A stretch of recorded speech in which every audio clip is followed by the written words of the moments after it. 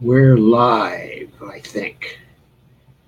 But not everybody's here yet. Oh, we have 6 reactions and 1 comment already. That's very quick. Okay, and there'll be, right, and they'll be sharing things around now for a few minutes. So we'll take it a little bit slow at this point and not actually start in earnest. Just to let people know, I'm in Las Vegas, so it's 3 hours earlier. It's daylight here. It's 5 o'clock, and it is breezy as well. We had rain.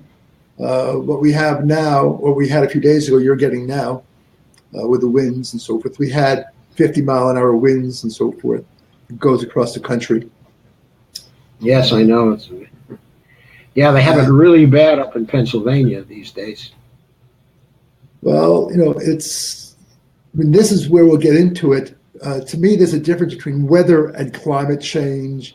Weather is affected daily and so forth, having lived around the world as well. Of course, actions influence. To me, climate is evolutionary, long periods of time, and there are influences. But you can't say, well, the weather changed last month or last year. That's climate change. Climate, by definition, doesn't change that much, but it could have indices of what will happen in the future, which we guess we can discuss. Yeah, but if you take the averages over a period, of a year or years, then you certainly get some indications as to whether trend lines climate change or not. And we're certainly seeing that right now, and have been seeing it for quite some time. Okay, let's get on. Yeah, sure. Go to Africa, and you'll see it. Yeah. Let's get our names up there now. You're in control, so there's mine and there's yours. I think we're both up there. Well, I don't see mine. Anyway, I don't see it on mine. This is yours is there. I quite see it. Okay. This is Joe Firestone for Real Progressives, and it's Saturday night. At 8 p.m. It is my regular show. And my guest for tonight is Steve Schiffman, who is running as a Democrat for Congress in the Nevada 3rd Congressional District. Correct. And that is the same district as one of the interviews on here a few weeks back. Richard Hart, is an earlier interviewee. And Michael Weiss is also running in the district, and he was interviewed by Joy Mann, I guess about a month ago or 6 weeks ago or something like that. So this is a tight race for Congress in that district. I think there are some 6 people running. 5. But 5 people running under the Democrats. You have Hart, you have One Love, you have Weiss, and then Susie Lee and myself. 2 others dropped down. Okay, so that is the field, at this time. Mm-hmm. What I'd like to do here now is to give to Steve roughly 5 minutes for an introduction concerning the background that he brings to the race. And then we'll move right to what he advocates for, specifically the platform, and go item by item down the platform and give him a chance to say what he's for and why he's for it. And as we're going through the platform, what I'll do is I'll ask some questions and make some comments from time to time about the agenda. And I suspect that there will be a few very pregnant kinds of exchanges between us, along the way. In good faith and in a jovial way. You can't take things too seriously. You can't get an ulcer over something you can't control. That's how I look at it. Well, we are both from the New York area at first, so we are used to arguing and not taking it personally. That's right. And I'm sure that's true for both of us. Yes. And so I think it's, I won't say it's going to be a no-holds-bar kind of argument, because I think we both like to be polite about it and not call names or use ad hominems.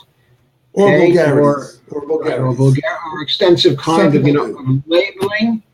But Exactly. at the same time, I think we will have a full and frank exchange, I as they agree 100%. say in diplomatic circles.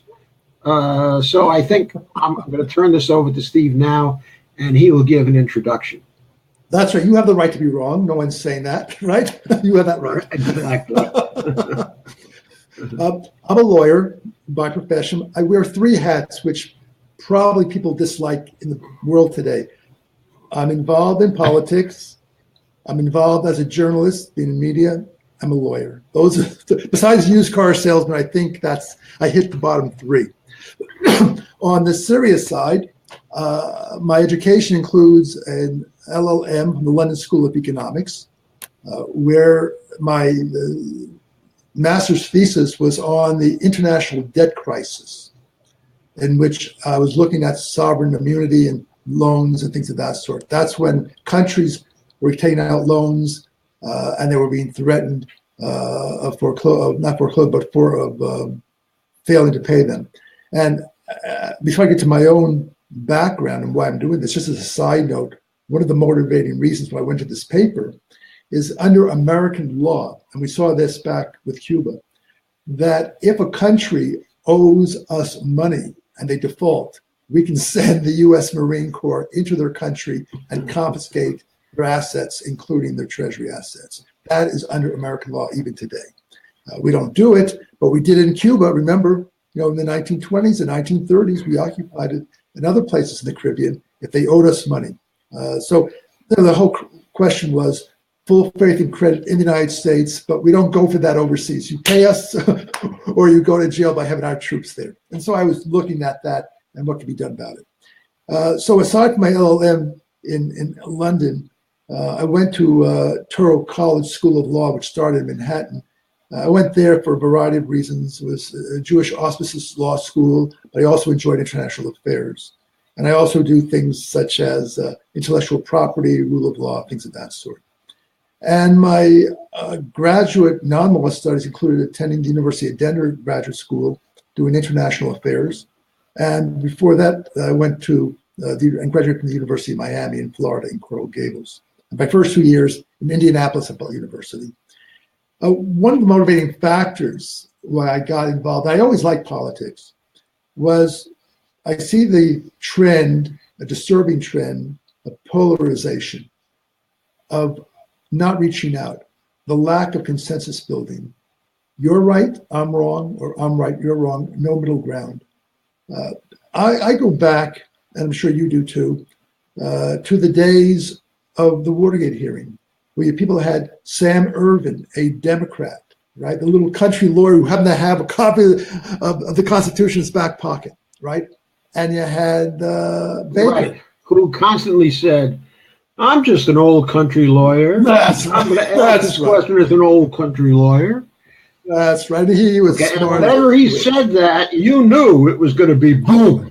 That's right. It was going to be a killer question. That's right. And you had Baker, the senator from Tennessee.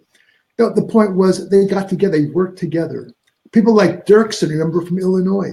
This was a different type of situation. When I was in the University of Miami, and I was active in politics, I really was active with Senator Henry Scoop Jackson of Washington. By today's standard, he would probably consider a moderate, conservative senator, but he was, to me, an outstanding choice. He took a firm stance against the Soviet Union, national defense, and helping Israel and things of that sort. But he also indicated and he showed by his life goals of the three things that I say is indeed what I call classic liberal progressiveness, and that's fairness, tolerance, and compassion. And he had all those three.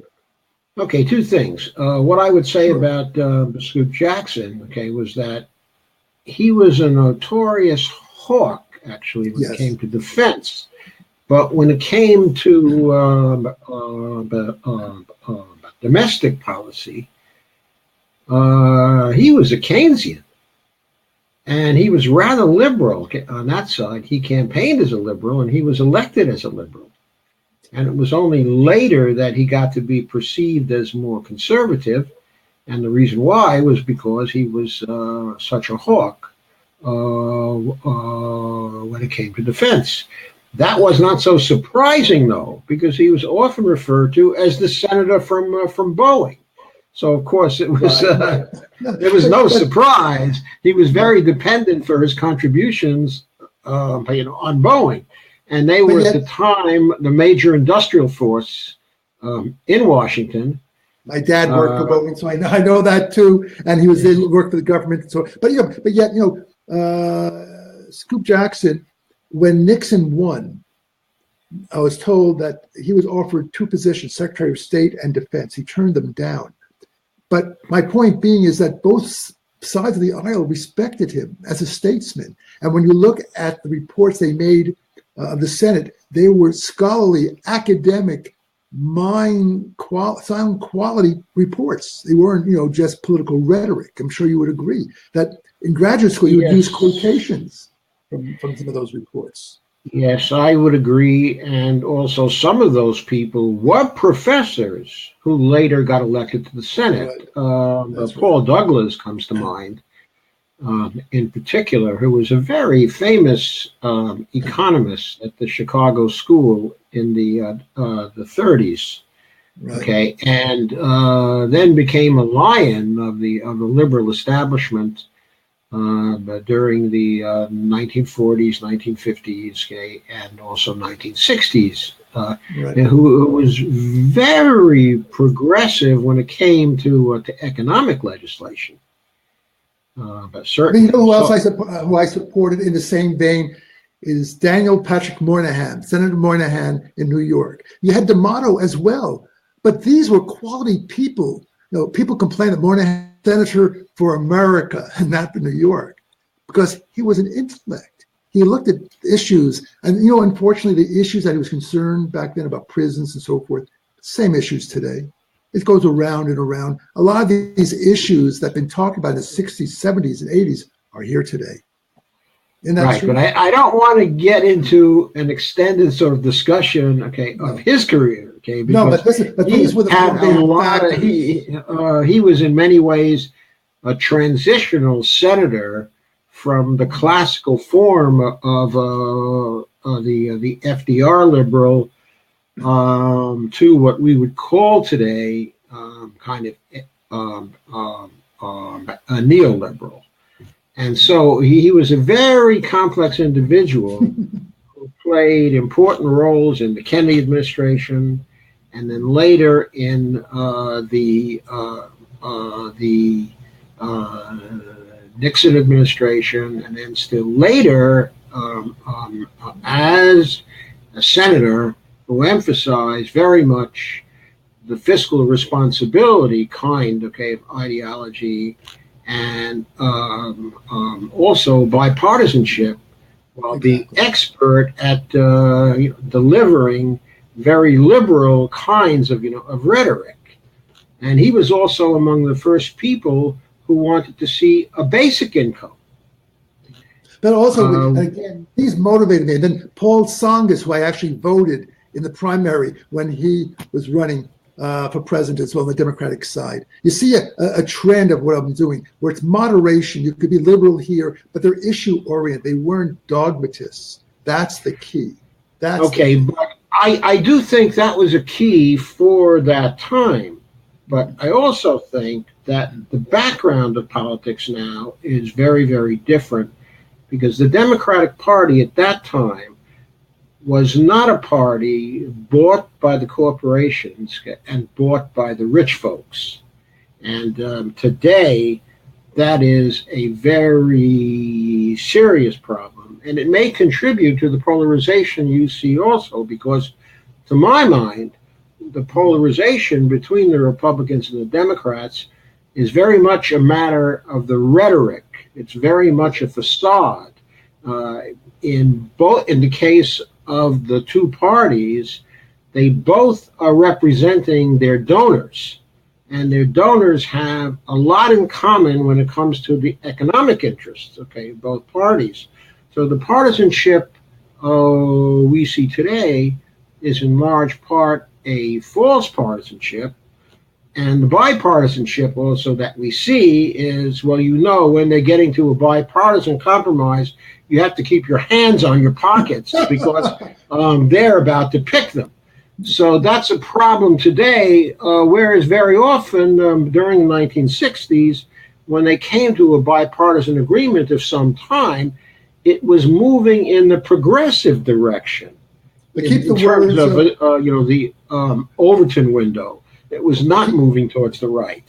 But remember the words of another Democrat, George Wallace, who basically said what you're saying. There wasn't a dime bit of difference between the Republicans and Democrats when it came down to many policies. You're saying the same thing in a different way, from a different perspective. I'm saying the same thing, but I'm no George Wallace, of course. But George Wallace, interestingly, in his early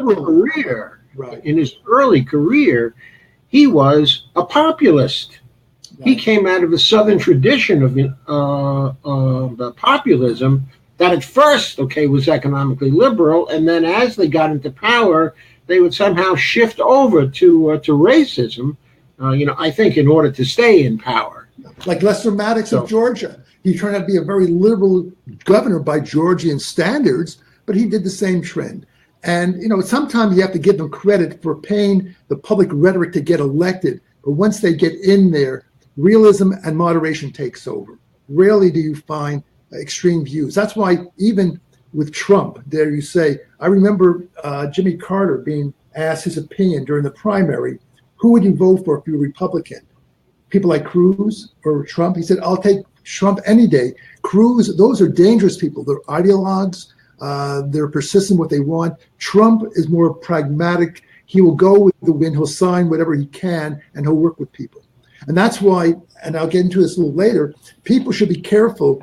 Just like we came very close of having President Spiro Agnew. I kid you not, right? We came very, very close of Spiro Agnew being president.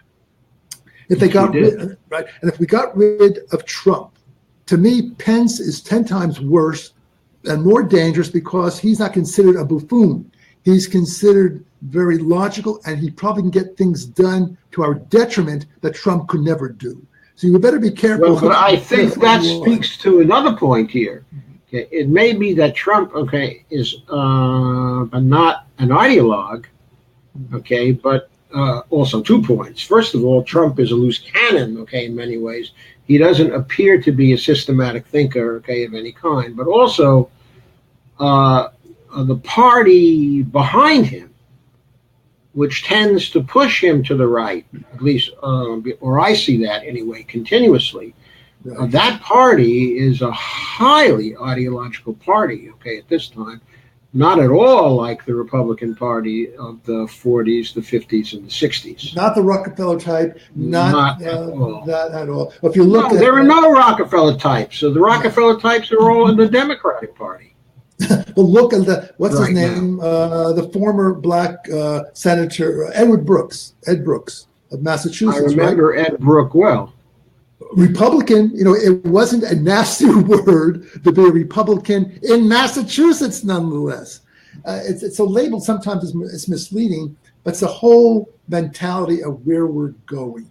And this is, again, why I'm running, because we need to bring sanity. We have to bring a harmony. I'm saying we're all Americans. We all have to improve for the benefit of everyone. And again, if you use those 3 key points. But the thing is, but the thing is, they were building consensus on a firm foundation. And that foundation was the New Deal. Right. They were operating in terms of the New Deal, and the Republican Party had given up, its ideological stance, because there was no contending with the people who had come out of the Second World War, in the FDR generation, and who wanted to found their government on the advances that were made. So the Republican Party had to learn to live with the progress that had been made, and Eisenhower led them in that way. he was the perfect guy from the Republican side to get them to accept the New Deal and to want to consolidate the gains instead of trying to unwind them. Well, but then in the early 70s, the Republican Party made another turn. It wasn't actually with Barry Goldwater. He was looking backward. Okay, but in the early 70s, with the Powell Memorandum and the consolidation of the influence of the business forces who adopted a long-term plan to overturn the New Deal, you began to get an entirely different Republican Party, okay, an ideological Republican Party backed by think tanks and backed by professors who got into various schools across the country because the very rich were endowing those schools and giving grants to those schools and contributing to those schools under certain conditions. Like the University of Chicago. Like the University of Chicago, which at one time, when Hutchins was the president, okay, of the University of Chicago, they were a school that was very dedicated to diversity of social thought with a very strong liberal bent, okay, liberal kind of orientation. And of course, over the years, that was changed because of Milton Friedman, okay, and his influence, and money that flowed into the school through Milton Friedman. That changed everything.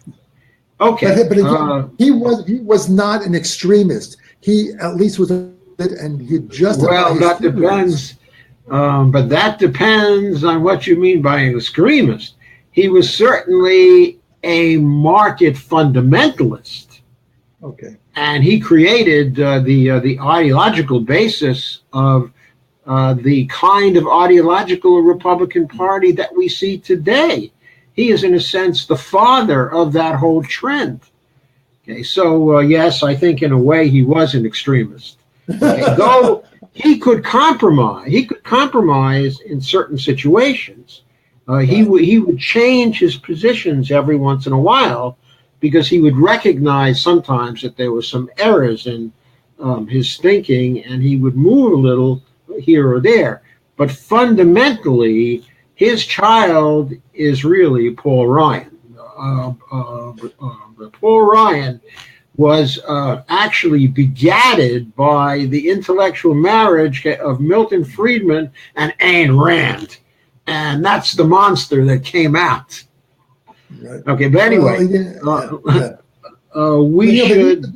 These are all trends that say, Steve, why do you want this? Because I didn't grow up like you did. We didn't grow up in a vacuum. We had these various ideas. We could see them working together. We could see what worked, what did not work. To me, if you're intellectually honest, you discard what's bad and you adopt and adapt what's good. And to be able to create what I'm saying here is that whether you should or should not pursue consensus politics depends very much on the background of politics and who you are politicking against.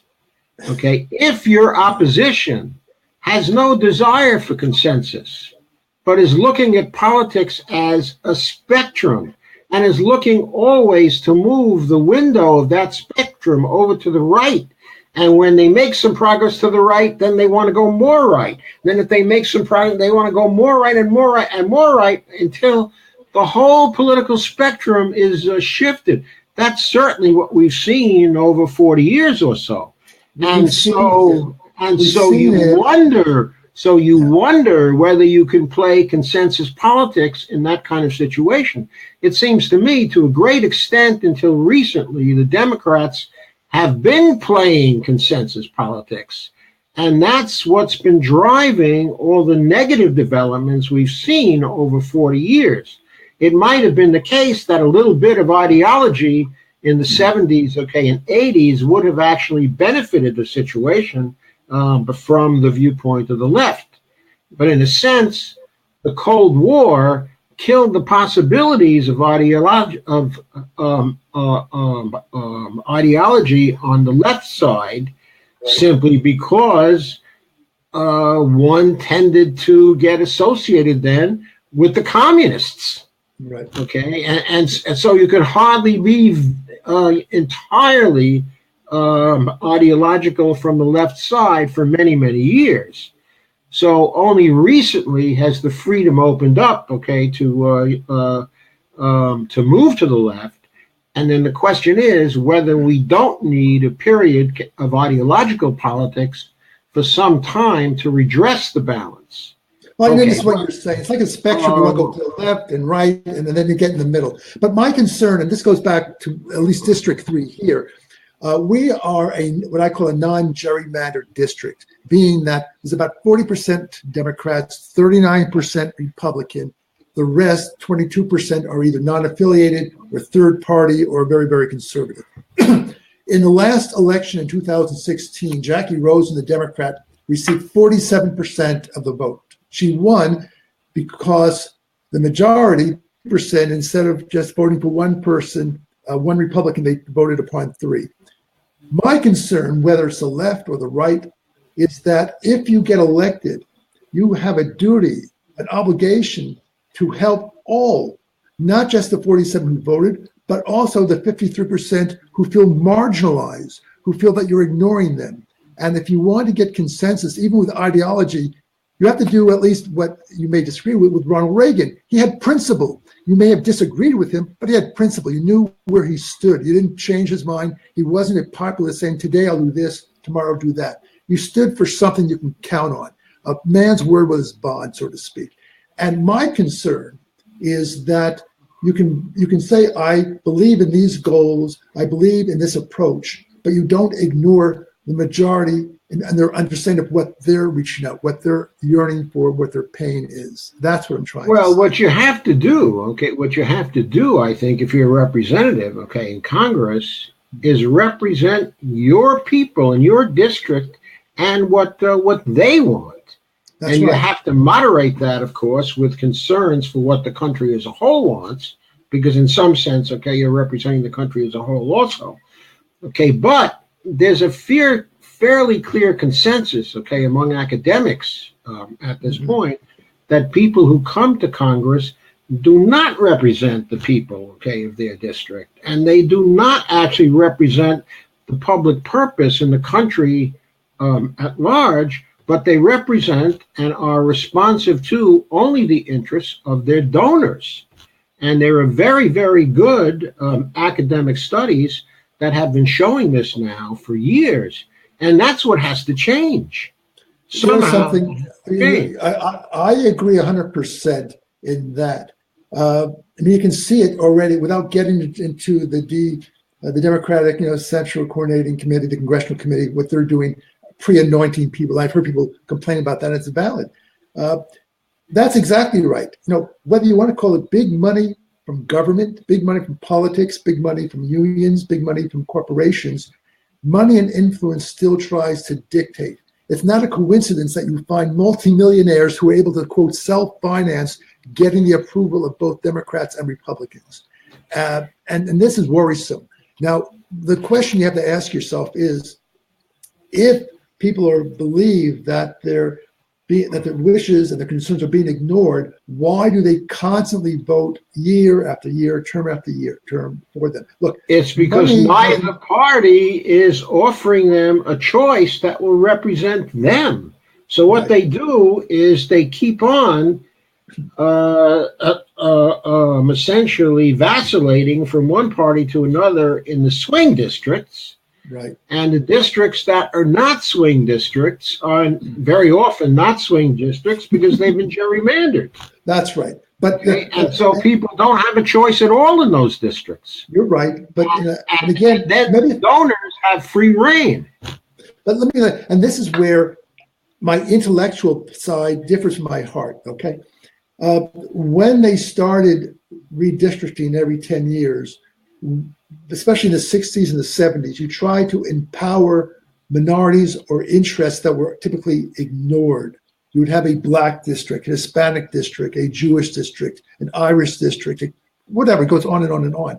So when you're balancing, which is very important, how do you balance democratic values and at the same time you want to empower people so the voices aren't muffled?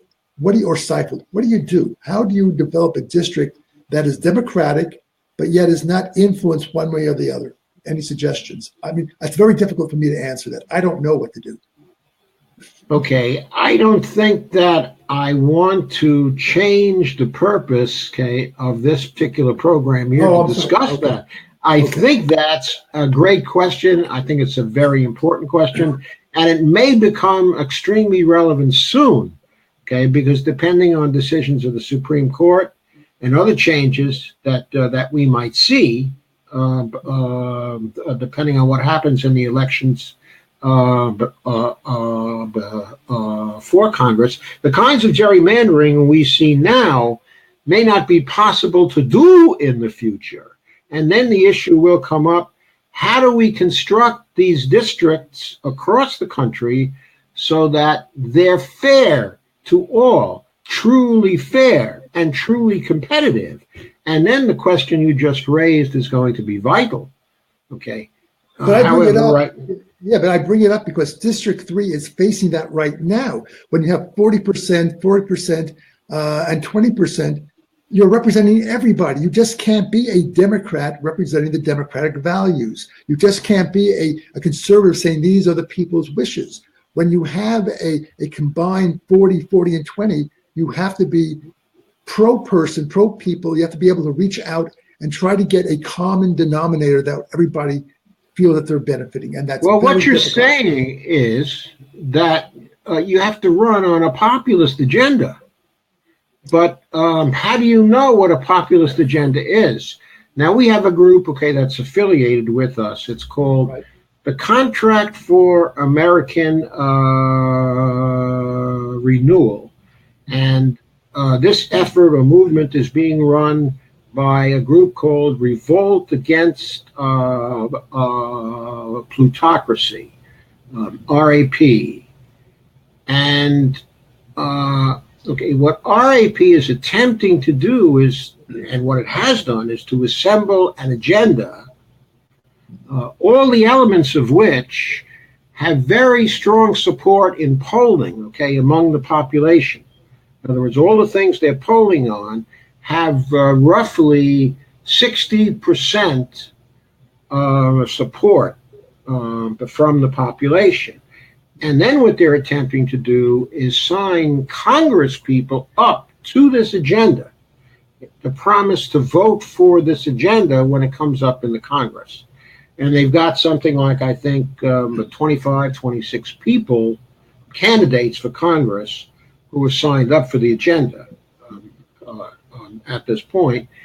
And they will continue to try to sign people up and hopefully to get, as many as 100 people to run on this agenda. Okay, but I think it's... Yeah, but the point is, and agendas, contracts are fine, but compromise. And sometimes you'll have to say, well, I will adjust that because I'll get 75% of what I'd like in exchange for getting 100% of nothing. So as long as you're flexible and the voters know that you're doing your best, but you can't get 100% all the time, you have to be realistic. Wouldn't you agree? Yes, but you can't be too flexible. Okay. In other words, let's say, a real world example. Okay, let's say, in 2009, you come into office and something like 62% of the population wants single-payer Medicare for all bill. Basically, they would be in back of the Conyers HR 676 version 2009, which was actually very similar to the latest version also. And that bill was there. But Obama did not want to pass that bill. And the reason why he didn't want to pass that bill, advocate before that bill, was because he didn't want to put the insurance companies out of business. This is known because, of course, internal discussions, came out since then. He was concerned about the 450,000 people who might be losing their jobs in that case. And of course, he was concerned about the donors also, and all this was figuring in. So he never put H.R. 676 on the table for consideration. He and the name of the Montana senator, Max Baucus. He and Max Baucus collaborated to keep that bill off the agenda in the Senate. Okay, so it never really got a hearing. And they tried to substitute a public option for it. And then when the public option was introduced, because Nancy Pelosi didn't really want to see a strong public option, she put forward a very, very weak public option that at most would have covered maybe 10 million people for the public option program, when the original version of that kind of program had basically projected that 130 million people would be signed up for the public option. And then they traded in Congress on that, so that the final ACA never even had a public option in it. It was all gone because everybody thought, well, the best thing was to compromise and get something as opposed to nothing at all. Okay. Now, I think it would have been far better if Obama had gone to the table with the Medicare for All bill, and if he had to compromise on that, which, by the way, I doubt, and I can make that case as a strong case, he should have compromised along lines of just age. That is, lowering the Medicare for All age with no copays, and also no deductibles, to something like, say, 55. At first, incremental, and maybe to 25, and then put in an incremental transition. If they had to compromise, that was the proper kind of compromise, because it would have been a compromise constructed on the right conceptual framework or foundation. But instead, they compromised on the Affordable Care Act, which was based on market principles and on a market foundation. And healthcare should not be based on the market. It's not that kind of commodity. Well, that's so that kind of compromise was not the right compromise. It's interesting you mentioned that, because I can see 2 or 3 elements here. What's lacking in Congress, and again, it's not just the Democrats and the Republicans when they're in power or they're not. You don't see healthy, open debate. Give and take. You don't see it. You see behind closed doors, like it was 50, 80 years ago. What you're saying may or may not be a valid approach, but at least you have an open discussion of alternatives. And I think that's the process is more important than the end result. And what Obama and the Democrats did, in 2009, was to restrict the choices, restrict the range of debate in the Congress. Right. And that's wrong. You have to be able to. That was entirely wrong. Okay. So before we run out of time, I do want to get to your platform. Okay. I'm not absolutely restricting this to an hour, so we'll be able to run over that. I think, but I don't want to get into one of my 3-hour marathons. I'm very famous for 3-hour marathons and even 4-hour marathons. But let me ask you one question. Let me just ask you one question, because this is how I feel. In New York and other places, hospitals, I don't really believe in for-profit hospitals. Like you run, I believe, for example, Blue Cross Blue Shield was non-profit. Yes, for a long time. Right. Then you have Humana and those which are for-profit. But what you have here in Nevada, especially in Las Vegas, they don't believe in the concept of voluntary non-profit hospitals. Everything is for-profit, for-profit, for-profit. How do you make that shift where public service comes into play? It gets very, very disheartening when you see signs that says, come to our emergency room on billboards. We're only 5 minutes away. If you want to be pregnant and have a child, we have luxury hotel suites for you, rather than working on what the purpose is, providing health care and quality care at the least cost basis. What do you do? Okay, I think I know what to do, but I'm afraid it involves the force of government. Okay, in other words, I'm afraid it just involves you outlaw profit-making hospitals. No profit in the healthcare sector. That's it. No profit. They do it over in Europe. Okay, they do it. Okay, in other nations. Okay, in Japan, there are no profit-making hospitals. They're all a non-profit. Not only that, the profits they're allowed to make. The retained earnings that go back into it. Yes. Okay, that go back into it. In the Japanese case, are 2%. That's what they get. 2%. Now, that system has worked extremely well over time for them. Okay, and there's no reason why systems like that cannot work. But I don't hear that. I don't hear that debate. Now, the first thing that someone will say is, we don't want government involved. And I said, wait a minute. Nonprofit does not mean government. It's not a government-owned hospital. They are just nonprofit organizations, whether it's religious, social, whatever you want to do it. It's that you don't make a profit on somebody's illness. But someone said in an article last year that if Nevada or Las Vegas did not have any or did not encourage for-profit hospitals, none would come here. That tells you a lot about where we're living. Those are the issues. And to me, that's not an extreme or a progressive. It's what I call a compassionate, common sense approach. But we don't hear these being discussed. And that's what bothers me. But go ahead. Right. That also bothers me, too. Okay. I did want to get to your platform. Sure. So let's just go down the list.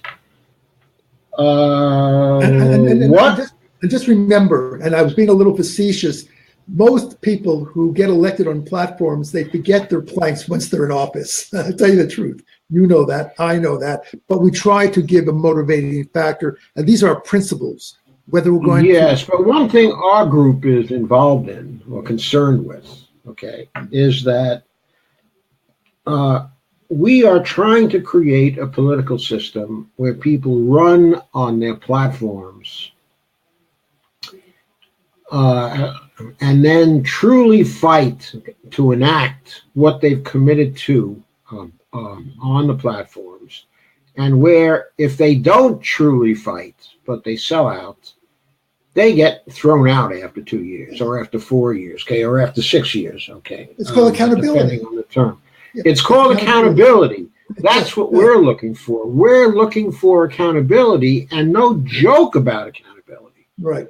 Well, we're interested in the CFAR. We don't completely agree with the CFAR group, though we are affiliated with them. Okay, but at the same time, we very much agree with the approach of trying to make candidates and office holders accountable to the people that they're promising to represent. That's right. And accountable to public purpose. We feel very, very strongly about that. You want to be flexible, but keeping your core values. That's what you're really saying. Keep your core values. I don't know if I think of things actually so much in terms of values as I do in terms of actual policy agendas and priorities. In other words, I think those are important. They should be reflecting your values. Okay. But I think that people who don't keep to their policy agendas and the priorities they've set are not reflecting their values. You can advocate, but you have to be able to get something passed. And if you want to get it passed, and Schumer, when he was a congressman in New York, and others they would say, you know what, I'll compromise on A to get B so C can be long term. If you're going to say this or nothing, you may end up with nothing. I'd rather have something than nothing. You may end up with nothing, but if what you're compromising on is producing a considerable amount, okay, of harm, not actually producing a situation. Okay, let's go back again to the Medicare for All situation. Mm-hmm. In 2005, there was a report of a study that was done at Harvard by Himmelstein and wool handler, also Wilper, okay, and a couple, okay, of other people, okay, and they wrote up a report. I think it was in Science, and also in the American Journal, okay, of Public Health as well. Mm-hmm. And they estimated that in 2005, okay, the number of fatalities resulting from a lack of health insurance was 45,000. So the press grabbed hold of this as a headline, and the politicians grabbed hold of it, okay, as a headline. And every year thereafter, from 2005 to 2014, regardless of increase in the population, regardless of changes in conditions, okay, it's easy that way. Okay, and regardless of the impact of the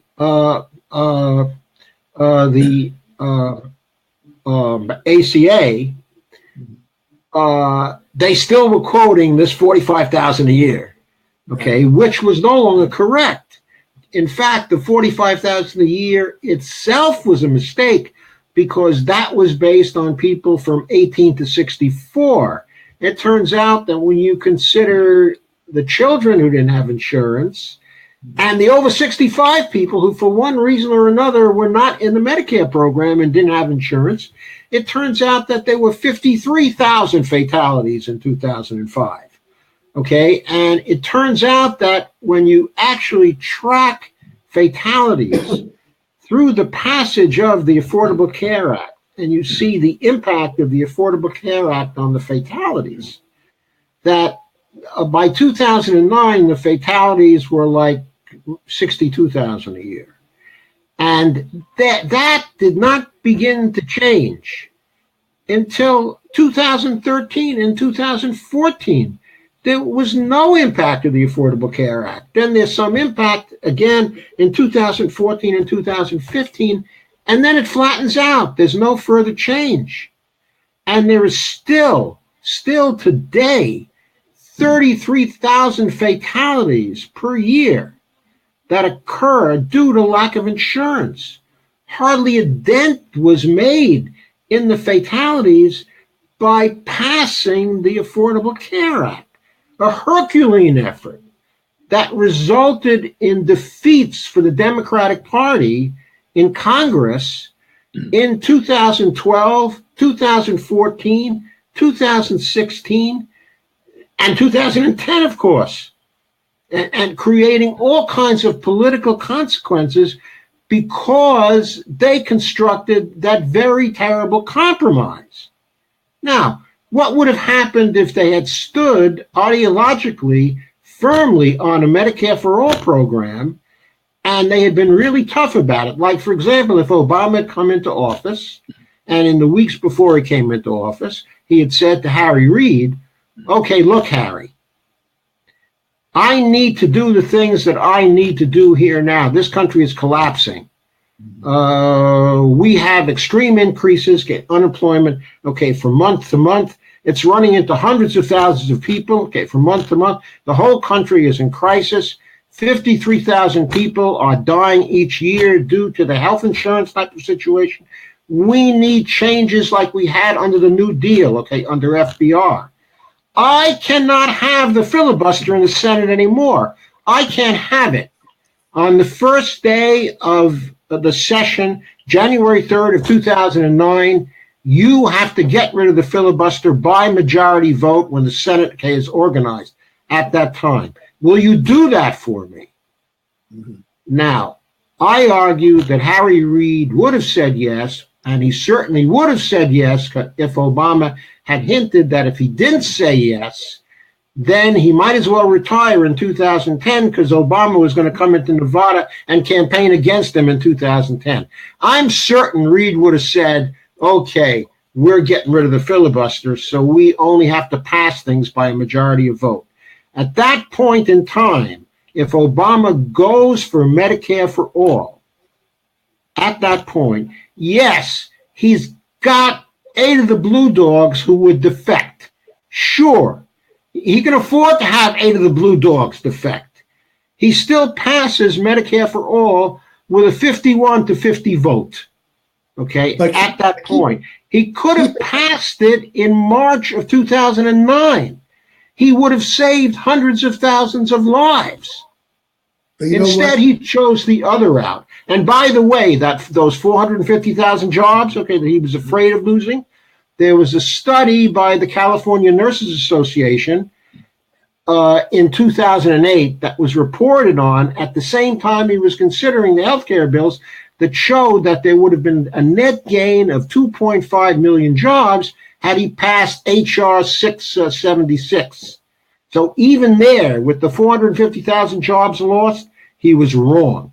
But look at the process. You're describing typically what happens in the UK between the Labour Party and the Conservative Party, where they will put through, and then the next party will take it back. I don't buy that. I was describing what happened in 1933 and 1934, 1935, and 1936.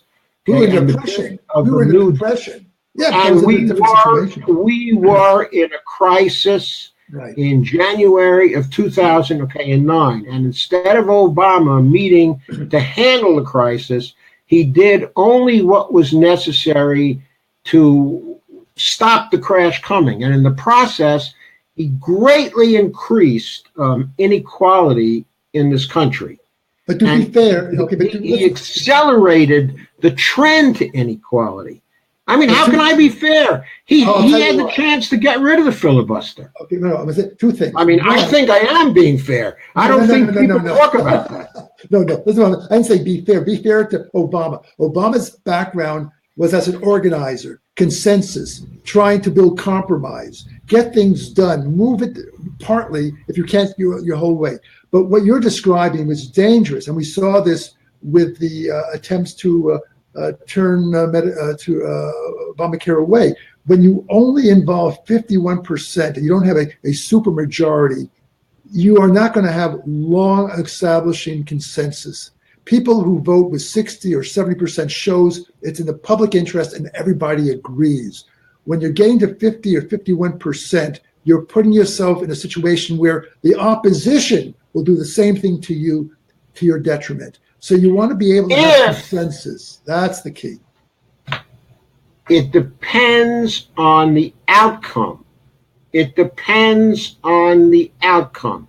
If you're looking to pass a Medicare for all bill that's going to save 53,000 lives per year, each year, that has no copays and no deductibles for people, and that's going to kill off the murderers by spreadsheet, you are then getting into a situation where you'll be reelected, swept into office. If he had at the same time, instead of actually passing the Recovery Act, what was that called? The American Recovery and Reinvestment Act, the ARA, in 2009, which he limited on arbitrary grounds to less than $1 trillion. He was advised by some of the advisors in the White House that he needed a $1.8 trillion bill in that situation. If he had passed that $1.8 trillion bill, which he had the votes to do at the time, because everybody was panicked, he would have ended that recession inside of 6 months. With a recession ended inside of 6 months, and a Medicare for All Act passed at the... Who would have won the election of 2010 then? Where would there be a Tea Party? Right. No, I understand your theory. I understand what you're saying. On paper, you're saying that if you get things done and you get the support, the wave will carry you forward. That's true with hindsight. But at that time, and this is where my politics differ with you, if, for example, McCain did not take Palin but took what I felt was a choice of Joe Lieberman, because Lieberman was good enough for Al Gore, the whole situation. Remember, Obama was running against John McCain. McCain was a maverick, a moderate. He wasn't an ultra-conservative Republican like many others. And so Obama has to say, how can I win I have to be able to make my policy so I'll get the bulk of what America wants without being perceived as too much to the left or what. But He was Steve, a pragmatist. Steve, Right? Steve, Yes. Steve, the polls were showing that Right. 62% of the people wanted Medicare for all. The polls were showing that. That would have represented the people of the United States. Okay. The polls were showing they wanted an immediate end to the recession at that time. Obama would have been giving them what they wanted. Instead, he decided to give the donors what they wanted. That's my problem. I understand. So why then you said it. What you're saying is Reed was not a statesman. He didn't do what was needed for the country. He did it for petty politics of back home. That's what you're saying. I'm not saying that. Okay, what I'm saying is that Obama was not the statesman. That he was that he sold out to Rubin.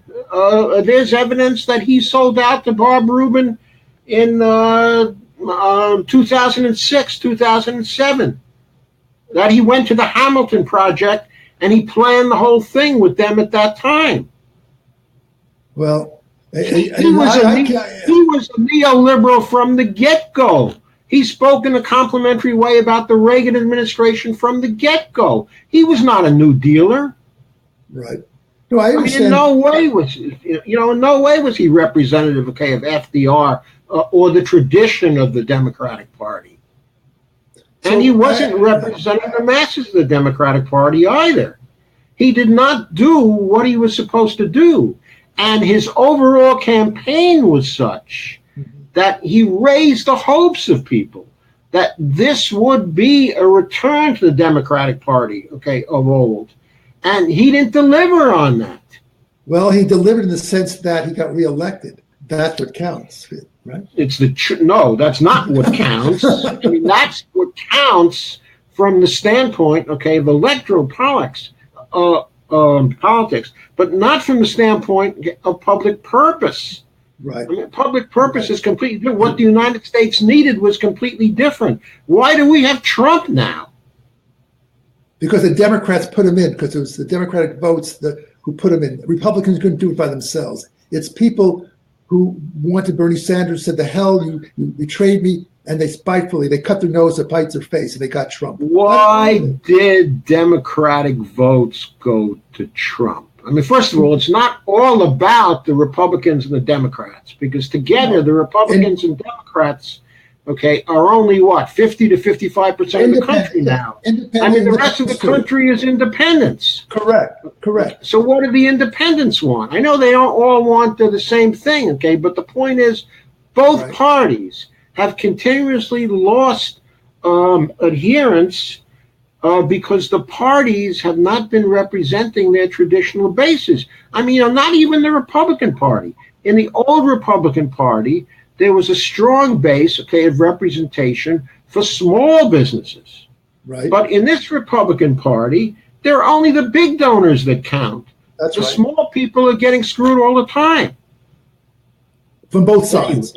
Anyway. No, you're right. And that's why you're frustrated. So we're not getting to your platform. Go ahead. So let's start, with education. Right. Education. And again, I see it and I advocate certain things. For example, more granting of money, cooperation. Something I didn't put down, but I'll give you an example of what's needed. For example, bilingual education. I'm using Clark County as an example here, where I said, if you have 40%, whether it's high school or junior high, and it varies, if you have, for example, 40% non-English speakers of one language in your school, whether it's French speaking or Russian speaking or Chinese speaking, you should have compulsory bilingual education in that school. And I'm proposing where the federal government would pay, let's say, 65 to 70% of the cost, the state would be 30%. You have to be able to have education being a priority. You can't have people left behind, all right? That's one thing. Second of all, and I don't take it and I hate to use the word extreme, more practical end of it. Most junior colleges in the United States are free. When I say free, you pay maybe fees and things of that sort, but you don't pay tuition at the normal way of doing things. So what I would like people to consider is, why don't we try the approach of the European baccalaureate type of high school, where we extend the high school to include basically 2 years of junior college level. That, in essence, would get what many people are saying, whether have free tuition, free this. Why don't you work on the high schools? We haven't changed the high school system for how many years? A century now? It's kind of antiquated. Why don't we do, isn't the baccalaureate, or what they call the international baccalaureate degree, like the equivalent of having a 2 years of college? But that's what they have on the high school level in Europe, right? Yeah, what they have in Germany is the gymnasias. And but it's considered and they go through this roughly the second year, of college here. Why can't we do that with our public high schools? I don't know. I'd be happy to discuss it, but I think the issues here, are broader than that. I think what they involve is, why not free high school, free college, and free graduate school, and free pre-kindergarten for everybody? Why isn't this a federal function? I know that one wants to have, or many people want to have, the states involved in education and the local areas involved in education. Fine. But the funding in each case can come from the federal government. You know what the problem funding has to come from the federal government, because only the federal government can afford it. But yet, but take a look at our teachers. We have teachers inadequately paid all across the country, and these same inadequately paid teachers are buying textbooks for their students. Sometimes they're contributing food to their students. They're just doing all kinds of things that are really ridiculous for teachers to have to do. That's right. And the living that they earn, is inadequate. Their social status is inadequate. They're really dumped on as a class of people. Now, you've been comparing things to Europe, in terms of the baccalaureate system in Europe.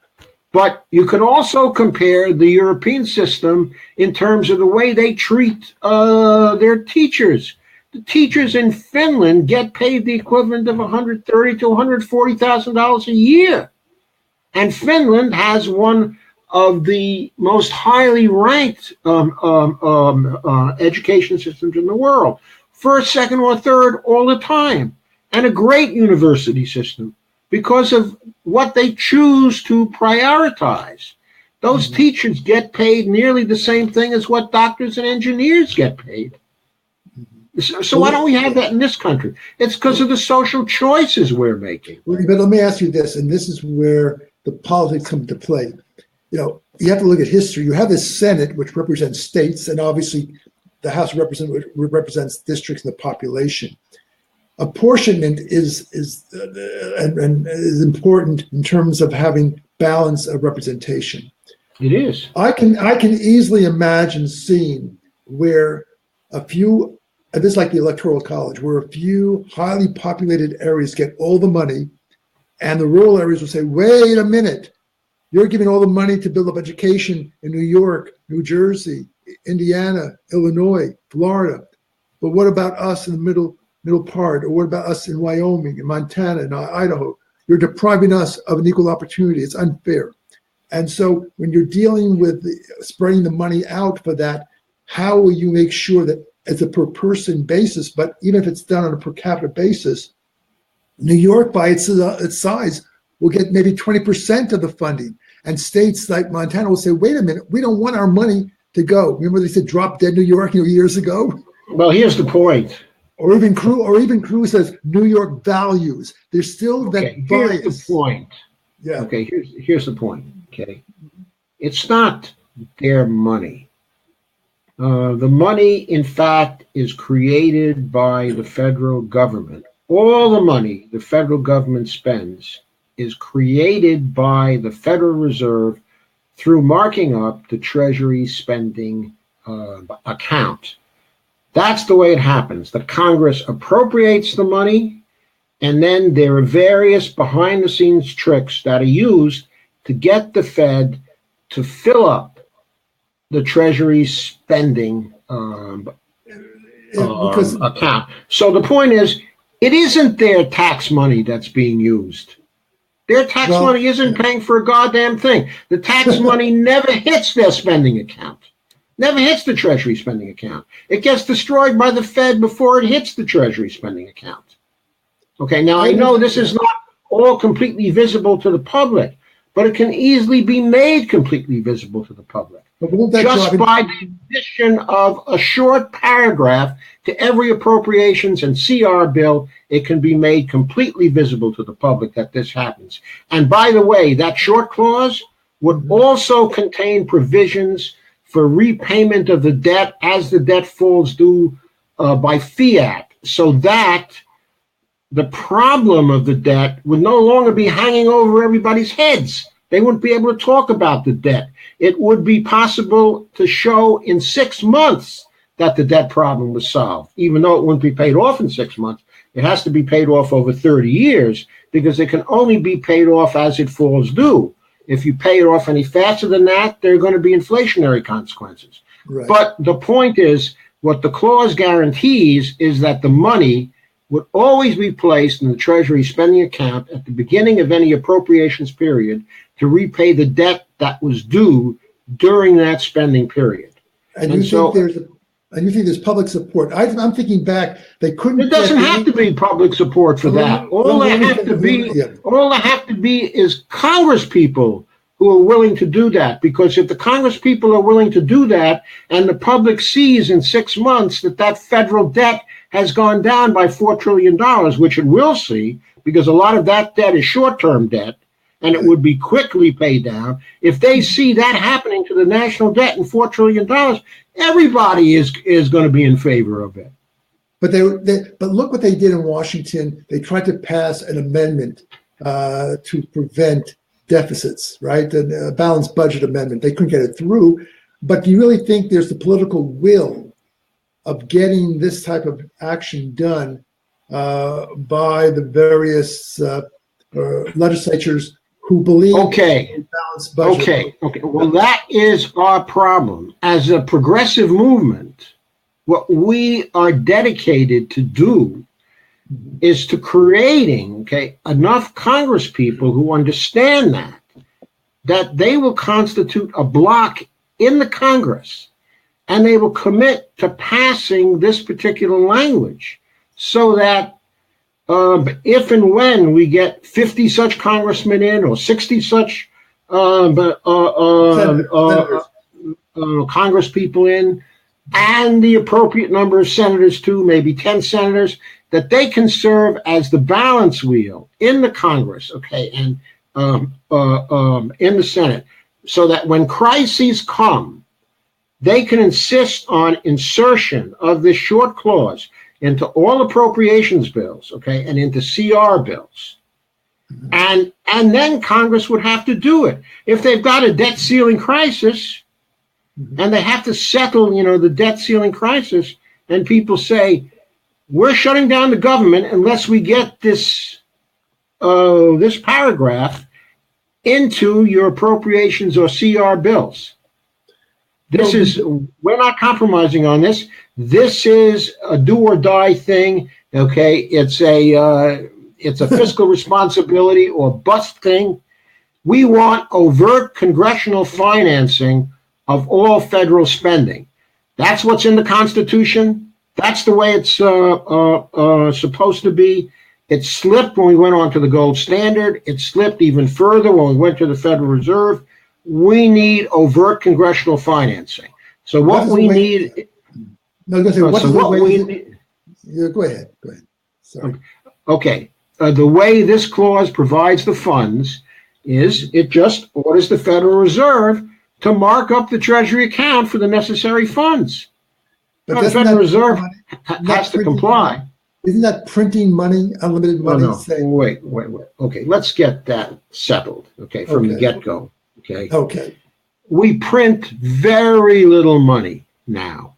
Very, very little money. Most of the money that's created by the federal government is created in the form of additions to account balances. In other words, reserves created by the Federal Reserve Bank. Okay? So we would not be printing money. The federal government would be creating electronic money, which is the way it creates all money at present. So what you're really asking is, won't this be inflationary? Right. Because it involves the creation of money without any taxation. Right. But I didn't say we shouldn't have any taxation. And what I said is, you put this clause into spending bills, you pass your spending bills, then you go back in Congress and you decide what kinds of taxing bills you need to head off inflation that might be caused by this particular spending. That's the way you handle it. Okay. In other words, what we have now in Congress is a pay-go system. Mm-hmm. It's exactly what we should not have. We should have instead a go-pay system. Okay. Well, you only want one credit. You can't survive on a cash system. Businesses and government can run on accrual methods. We have to, consumers have to pay cash as you go. I understand that. But two questions I want to ask you about in this context. Number one, you have the Ways and Means Committee of the House, which is responsible under the Constitution to initiate all funding for the United States. And two, you have our Federal Reserve Bank system, which is at least supposed to be independent of government and politics. Whether it is or not, that's another issue. Based on what you're suggesting. Okay, so I'm going to comment on the second point first. Okay, I'm going to comment on the second point first. Sure. Okay. There's nothing that says in any place that the Federal Reserve is supposed to be independent of the Congress. In fact, the Federal Reserve was created by the Congress, and whatever its conditions, okay, of operations are, they're always subject to the will of the Congress. Okay, but apart from that, there's another question, okay, which arises.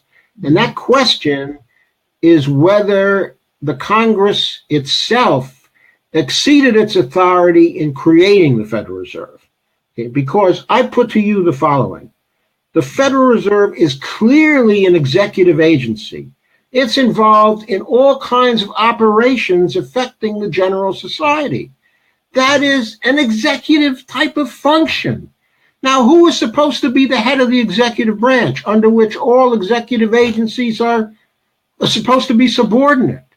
The President of the United States. That's right. Why isn't the Fed in the Treasury Department? What's it doing out there by itself? Isn't this something the Supreme Court should have declared unconstitutional 50 years ago?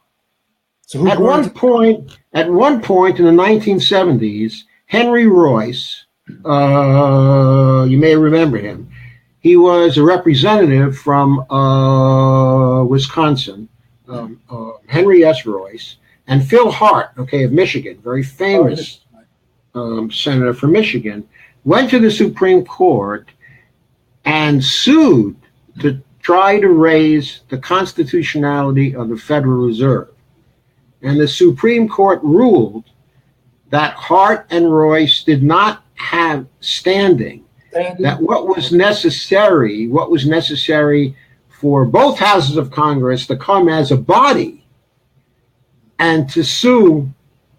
They sued as individual. They must have sued as an individual rather than have resolutions that said bring it to the court on behalf of the Congress. So. They sued as one congressman from the House and a senator from the Senate, who went and said, look, this is unconstitutional, okay, and it's affecting our power to legislate, okay? It affects us in terms of how we represent our senators, and Congress just acted unlawfully and unconstitutionally in creating the Fed in the way they did. It should have been under the executive branch. Right, and the court simply refused to hear it, which is emblematic of what the court has always done.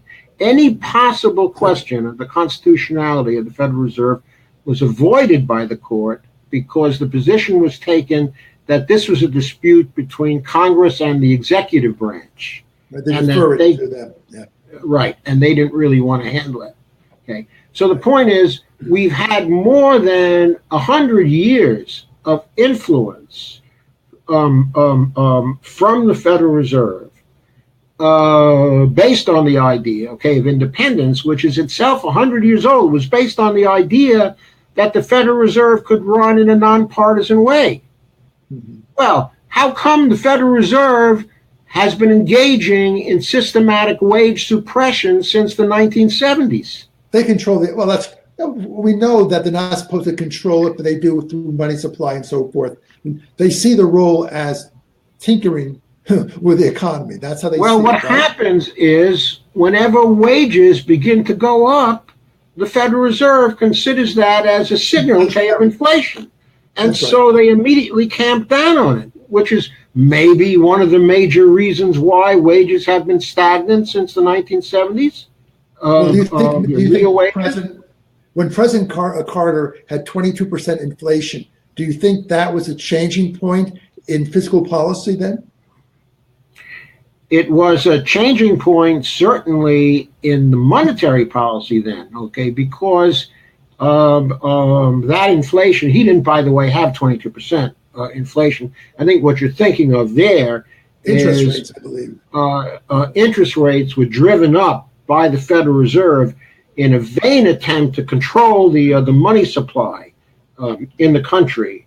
And Paul Volcker did that. And of course, Paul Volcker, okay, was Carter's appointee. Carter was a fiscal conservative who was trying to, to balance budgets, and who thought that the inflation of the 1970s, that the small deficits the federal government was running in the 1970s were a major reason for the inflation. They weren't. They hardly affected the inflation. That inflation was caused by two factors. First was the Saudis raising prices, but not realizing that the price rises were only going to circle back to them because they were buying a lot of their stuff actually from the United States, and the prices would be driven up. Okay, but also that was going on. But the other major factor in it was Paul Volcker. He kept on raising the goddamn interest rate, so anybody who was in business at the time, okay, including myself, would just raise the prices a little bit to handle the increase in the interest rates. Every day, new prices. Yeah. But yeah, well, it's interesting. I mean, it wasn't as bad as that, but it was like each month we would find that because of the increase in the interest rates, that our material supplies were going up some. So what we did is, we looked at our cost, and we took, our usual markup over the cost, and in that way we passed the rise in interest rates onto the consumer. And that was going on all over the country. It was going on everywhere. I mean, Volcker was feeding the inflation.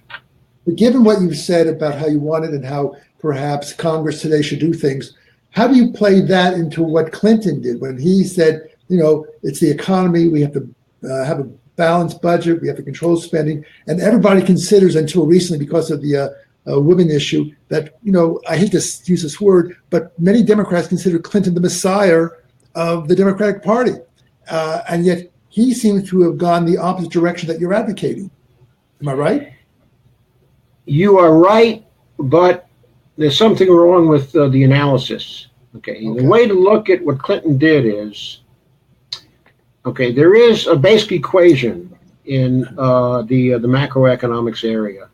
It's called the sectoral financial balances equation. Okay, and what it says is that the deficit that is run by the government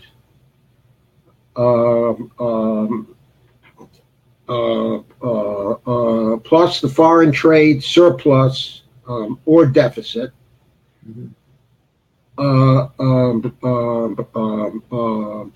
plus the private sector surplus or deficit has to be equal to zero. Okay, that's an accounting identity. Okay, so when you look at those years, the surplus years, you find out that our deficits still, our trade deficits still continued. In fact, in many cases, they grew during those Clinton years. Okay? As he drove the deficits by government down and finally into surplus, what you got by virtue of the operation of the equation, okay, of that equation, now taken as a theory concerning the way the whole economy works, what you're getting is in each of those years, if you look up the sectoral financial balances, you will see that the private sector was getting poorer, that the private sector taken as a whole in the aggregate was negative each of those years by substantial negative amounts, 3 and 4% of GDP for the private sector in each of those years. Now, what the private sector did to forestall the negativity and keep up the consumer demand was they borrowed. They went into consumer debt. They maintained their standard of living that way. And you may have noticed that during the year 2000 and the years 2000 to 2002, there was a mild recession, which resulted from people beginning to pull back on consumption because their levels of debt were getting too high. But then the Bush administration started to accelerate the deficits again. And the Federal Reserve pushed interest rates lower and lower. And the housing boom fueled the economy. But how did it fuel the economy? Through debt. And so a giant bubble was blown as an after effect of what the Clinton administration had done. And of course, you know that in 2007, the bubble burst. It burst first with the housing crisis, and then it spread to the whole economy in 2008. So eventually what Clinton did, aided by what Bush did, and what Greenspan did all through this period of time, what they all did together was to collaborate in blowing a giant bubble that caused the crash, okay, of 2008. And it's terrible that the Democratic Party, it's terrible the Democratic Party looks on Clinton as a messiah. But it's interesting, at least you're not blaming Bush for the whole problem. You're actually giving an analysis saying everybody had a part in the problem, which is the first step. They were all running in terms of a neoliberal model, okay, of the economy and how it's supposed to run. And they never factored in the possibility of a crash. They were unaware that the private sector in the aggregate was losing money during the Clinton years. And by the way, in many of the Bush years too, in some of the one or two of the Bush years, there was a private sector surplus. But for the most part, in the Bush years, okay, especially in like 2004, 2005, 2006, 2007, there were private sector deficits. The private sector didn't turn profitable again until Obama came into office and started spending with the ARRA. Then you start seeing private sector savings of, at first, 10% of GDP. Okay, and then as you go through the Obama period, and as he tries to reduce the deficit, which by the way he never should have done, okay, you start getting 9% deficits. The private sector surplus starts going down a little bit. 8% deficit, but goes down a little more. By the time Obama had finished his time in office, the private sector surplus was down to something like 2% or 1%, because he slowed down on the government spending, because he was aware of the debt, okay, and aware of the deficit. But the debt's a completely false issue, as I think I've just kind of shown you, because if you pass this clause, if you go into Congress, you pass this clause, then the debt is gradually paid off. It ceases to become an issue 6 months after you start this. You're using an analogy, I guess, like a home or a mortgage loan, a finance, a long-term finance, in which, but still the mentality of the electorate goes by $1 in, $1 goes out. If you're not going to spend it, we want to keep it. And that's where the difference between a theoretician, a money expert, if you will, a fiscal expert on monetary policy, has to look at the voter, because if you're not elected, you can't do any changes. And so you have to be somewhat a little more conservative, if you will use that term. Otherwise, you won't have the opportunity to make any changes. Am I right when you agree to that?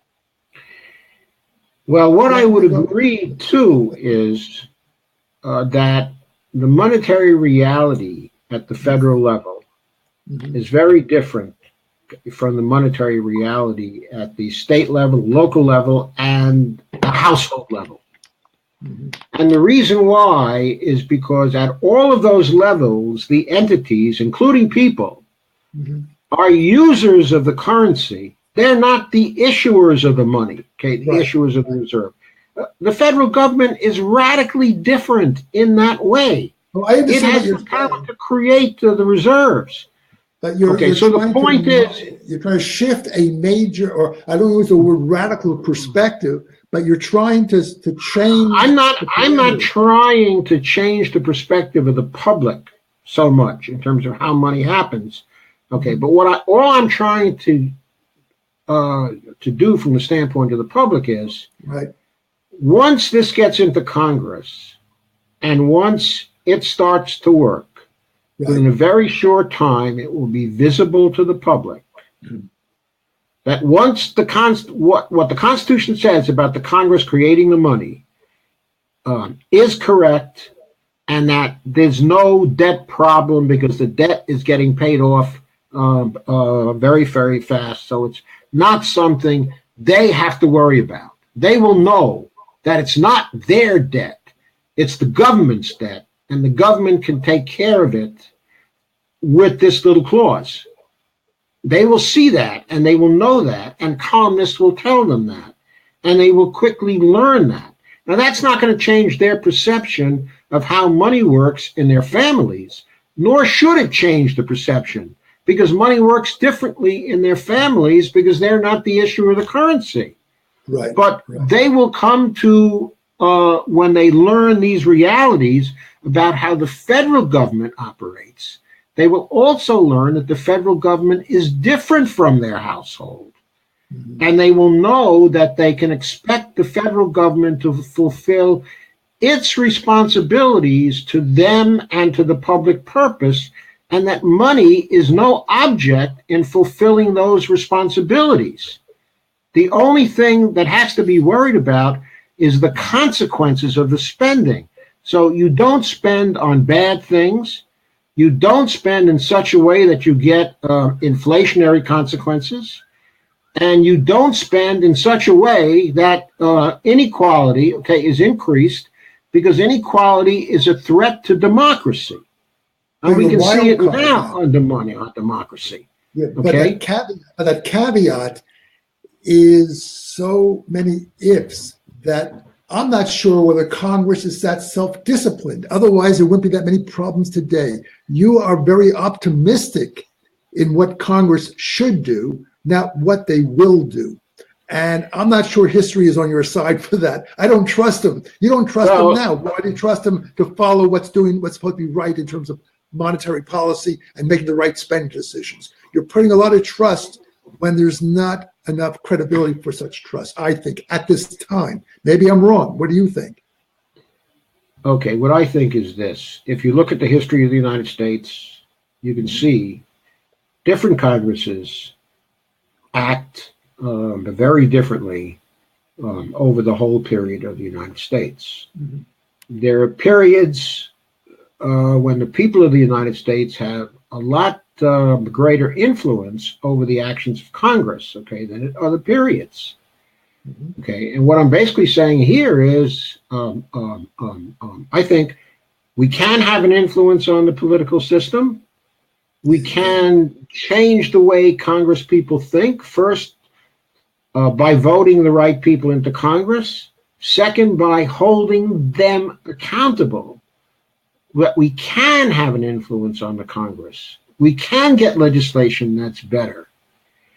We can get rid of the pay-go system that we operate under now and have a go-pay system. We can get rid of the national debt as a political issue. These things can be done. I know future Congresses are going to make errors. I know they're going to spend on some of the wrong things. But when we get all these false issues out of the way and we get the kinds of impediments we see now in Congress, then, after all, I'm at bottom a small d Democrat.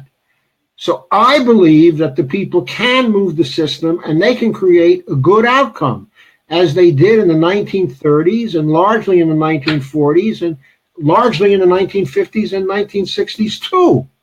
Oh, and I'm not disagreeing, because I can look, and I'm sure you did too, when you look at some books, Victor Eugene Debs and the Socialist Party in the early 20s, people will say back in even the 70s, what he was advocating in the 1920s and the teens is what we have today. So what may happen is what you will get, but the question is, do we have, in your mind, enough time to gradually get there on an evolutionary process or a growth process, rather than the big explosion, the do it right now? And that, I think, is a debate that is a legitimate debate, whether you want to gradually bring it in. I think it's a legitimate debate, and the reason why I don't want to gradually bring it in, is because I think our time is short with respect to two things. It's short with respect to whether we will have a democracy that we can possibly bring back, because I don't really think we have one now. And the second thing, which is very, very critical to all this, is, of course, the climate change problem. I am convinced that climate change is really going on, that it is truly serious, and that if we do not get it under control in the next 15 years, that there are going to be ruinous consequences for our children and our grandchildren, and our great-grandchildren. You know something? And that we really have to move on this. In other words, if we had started to move when Jimmy Carter was president, as he tried to do, and the innovations he made in trying to face the environmental problems, and the climate problems, had been continued by Reagan and by Clinton, and by everybody since then, we would not have the climate problem we had now. We had 50 years of warning, and we blew it. And now I believe there's no more time. We've got to have these changes now. The irony is, it's Richard Nixon who started the Environmental Protection Agency when I was in college. I remember. I remember. He started OSHA too. So this shows how our system is so inconsistent. But this is where my international experience comes to play about my platform. A lot of when we don't live in a shell, we don't live in a bubble. People will say, oh, China's doing this and India's doing that. Go to China. Their environment is so poor. Their policy outside a few cities are so poor. In Africa, it's so poor that we will never solve the issue until 90% of the world decides to join forces, not by treaties, by actual facts on the ground. Things such as burning wood for food in the open air, or not even having indoor plumbing in much of the world. These are the things that contribute to pollution, dumping raw waste by ships at sea in the oceans. I mean, these may be little things, but in the aggregate, these are what causes the problems, and we won't be able to solve it alone. I agree, we're not going to be able to solve it alone. But we have to do all we can to solve our part of the problem, and we have to lead the world in that way. Granted. The Paris Accords. The Paris Accords are not enough to solve the problem. And we failed to sign the Paris Accords. We not only should have signed the Paris Accords, we should have gone ahead and led further with respect to the Paris Accords because they don't solve the problem. And instead, we've gone the other way. And we keep going back, and we're allowing the production of large-scale fossil fuels here in this country again, and then exporting them, okay, to other areas when we know fossil fuels are verboten. We can't have fossil fuels.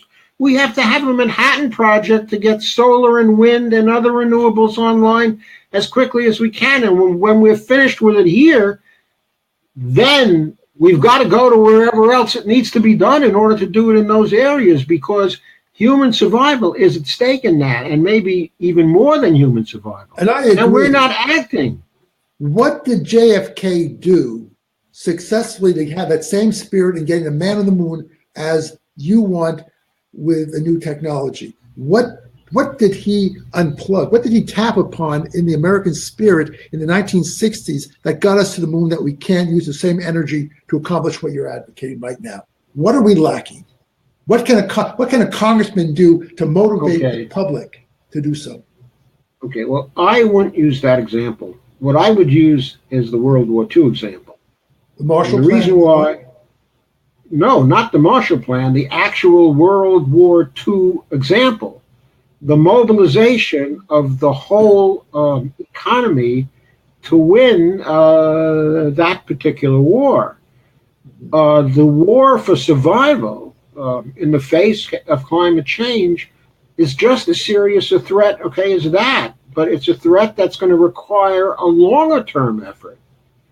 So we have to do something very serious in that respect, okay? A friend of mine who's come on here, okay, and done a few interviews on here, has a plan for controlling and reversing, well, I don't know if it would actually reverse, but for controlling and managing the climate change. He estimated costs for that plan, which involves also jobs, okay, and growth, and the kinds of conditions people would have to pursue the plan. And the expenses for that plan were $4 to $6 trillion a year alone, not counting the other functions, okay, of government. So how could we get to spend $4 to $6 trillion a year? Well, you're not going to make that happen through taxing. That's not going to happen through taxing. First of all, as I say, taxes really don't pay for anything. They drain inflation out of the economy. That's basically their function, okay? But there are not enough taxes out there to get to drain that kind of inflation, okay, from the economy. But you've got to make those expenditures and do the concrete things that are necessary to control the climate. So you turn to doing that. You do what taxing is possible and practical in a situation like that. You sell savings bonds, as they did in the Second World War, to drain off consumption power while the crisis goes on and give people something. And you put in wage and price controls. I mean, this is a war for survival. You stop fooling around. Nixon did that too. You know, it's amazing. Nixon, remember that? He put in price controls. Not like World War II. Weak sauce. Weak sauce. Carter had also wage and price controls. Right. Also weak sauce, actually weaker than Nixon. Each effort was weaker than the World War II effort. The people weren't serious about it. And they didn't have faith in wage and price control. We know from the historians they worked in World War II. Right. We know that. It's part of history. And we can't forget that. What you're saying is we need to make the sacrifice, and people aren't sold on the need to do so. In a nutshell, I hate to be pessimistic, but that's what you're really saying. People are not motivated because they don't believe there's a crisis out there to the degree that you will, that requires extraordinary circumstances. We need a progressive movement and progressive Congress people, both in the House, okay, and in the Senate. You need a president to do that. The role of the president is what you're describing, not the Congress. It has to begin to come up from the bottom, because that's the only way a president is going to emerge who's going to carry the ball. I can mention some people here now who would carry the ball in that situation, but the effort has to begin and percolate up. Okay. Okay, and we're trying to make that happen. I mean, that's what part of our interviewing you is, and that's what part of our whole movement effort is. Right, but percolation is a gradual. It's not a radical overnight. It takes time to percolate and to grow. Well, it's been percolating for some time now. Yeah, well, okay, I mean, you know what I'm saying. If you think in terms of the Occupy movement and the stuff that's happened actually since the Occupy movement, you see it percolating already. Right. Society is getting more and more unstable in relation to demands of people who believe that everything is rotten to the core. Okay, and among many things that worry them, climate change is also there. But then again, but I think the issue is goes back to the polarization. People are not willing to sit down and discuss it like you're doing right now. If people say it's either A or X or Y or Z, they're not going to be able to agree on a plan of attack. Now that's why, good or bad, if you mentioned about World War II, it took Churchill, it took Stalin, it took de Gaulle with the Free French, it took Roosevelt. They had to come together to do it. The United States could never have done that alone.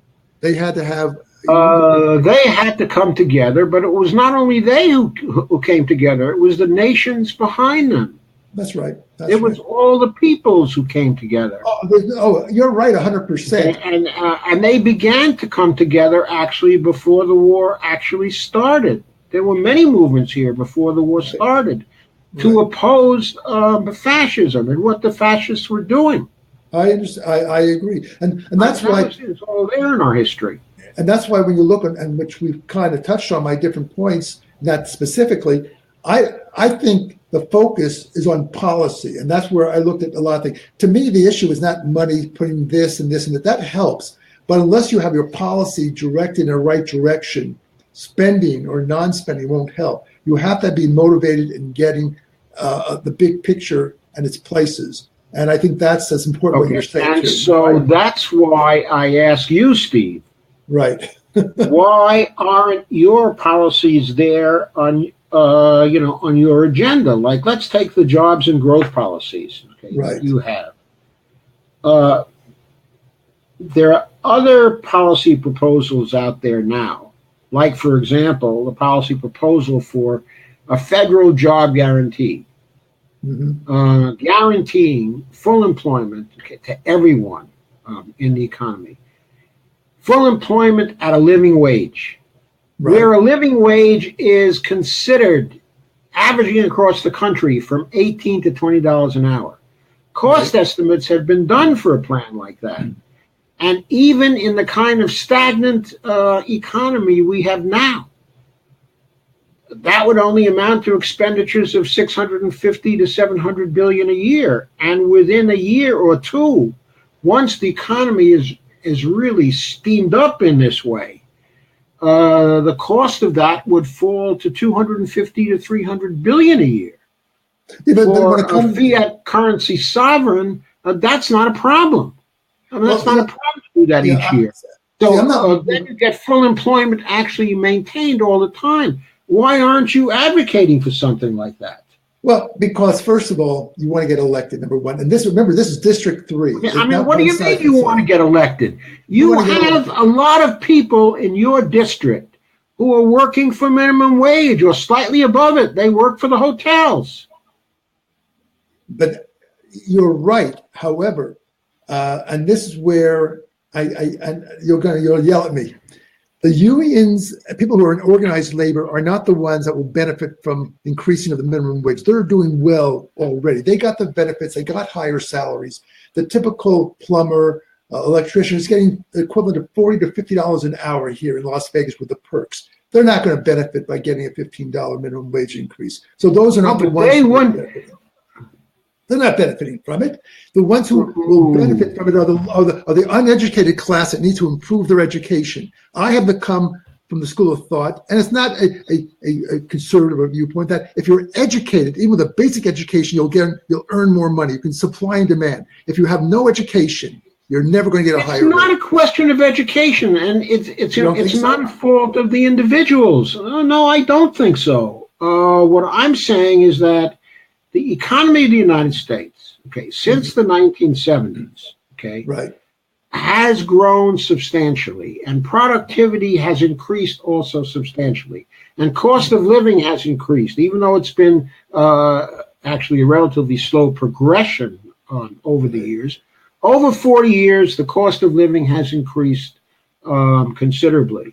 So, if you look at the minimum wage in the middle of the 1970s, okay, or the beginning of the 1970s, and actually, I guess the comparison here is the minimum wage, okay, in 1968 versus the minimum wage, okay, at this point. If the minimum wage in 68 had kept pace with cost of living increases and also productivity increases, so wages, so workers were getting their fair share, okay, of the production in the economy, then the minimum wage today would be between $21 and $22 per hour. So the point is, okay, anything less is exploitation of the labor force. Oh, I'll be honest with you, and this is true. Why do you have companies like Macy's and others come out west? Cheap labor. I hate to say it. You work for Macy's in New York City, you may get your $20 or $25 an hour. Here they pay $8.25 because they say take it or leave it.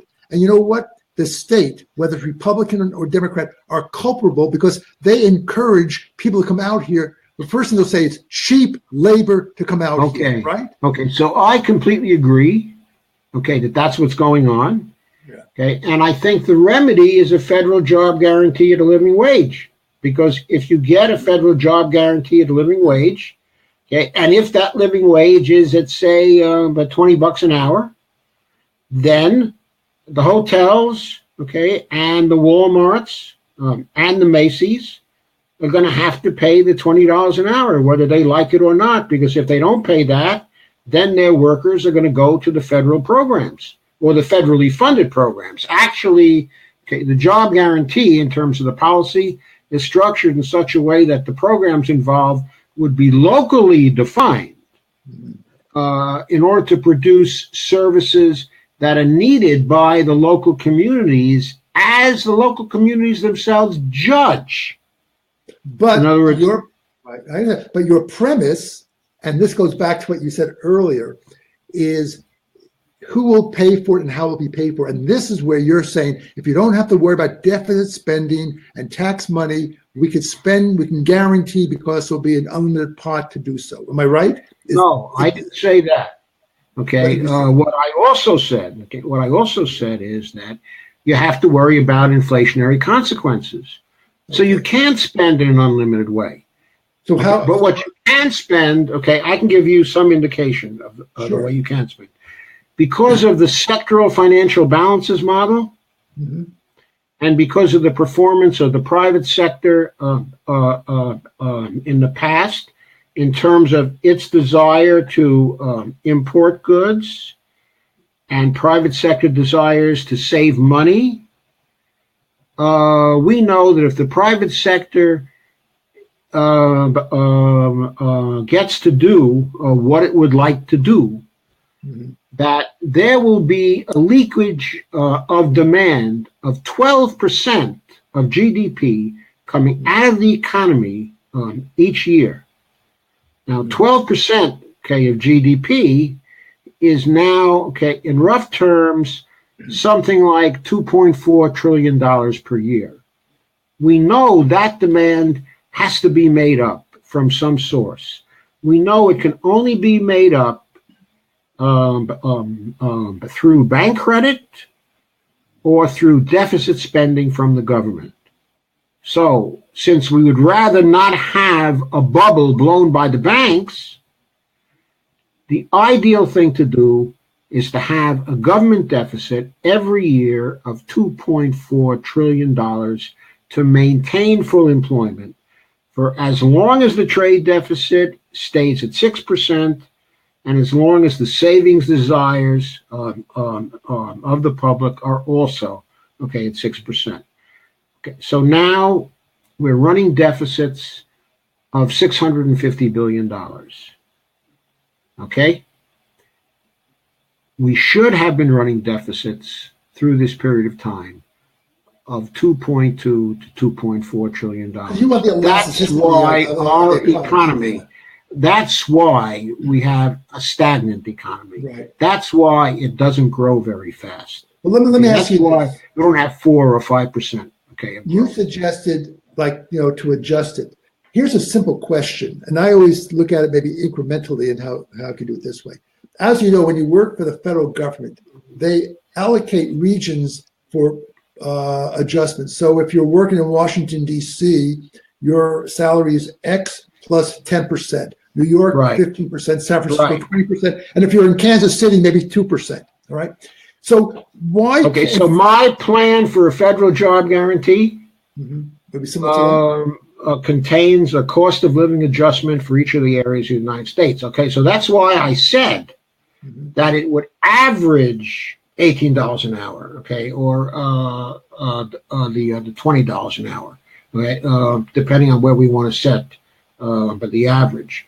But then the fair wage, okay, or the living wage would be less than in some areas of the country, and it would be more, okay, in other areas of the country. So, for example, okay, in the middle of New York City, it might be $28 an hour, okay, and in the middle of Kansas, it might be $12 an hour. Sure. So why isn't the minimum wage structured to reflect that by saying it'll be $12 plus, proportionally in different locations?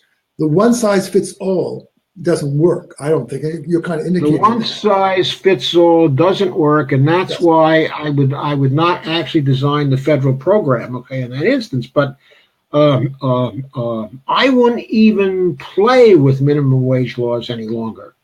I would set the fair wage in terms of the job guarantee program, and that becomes the de facto minimum wage then for the whole country and cost adjusted.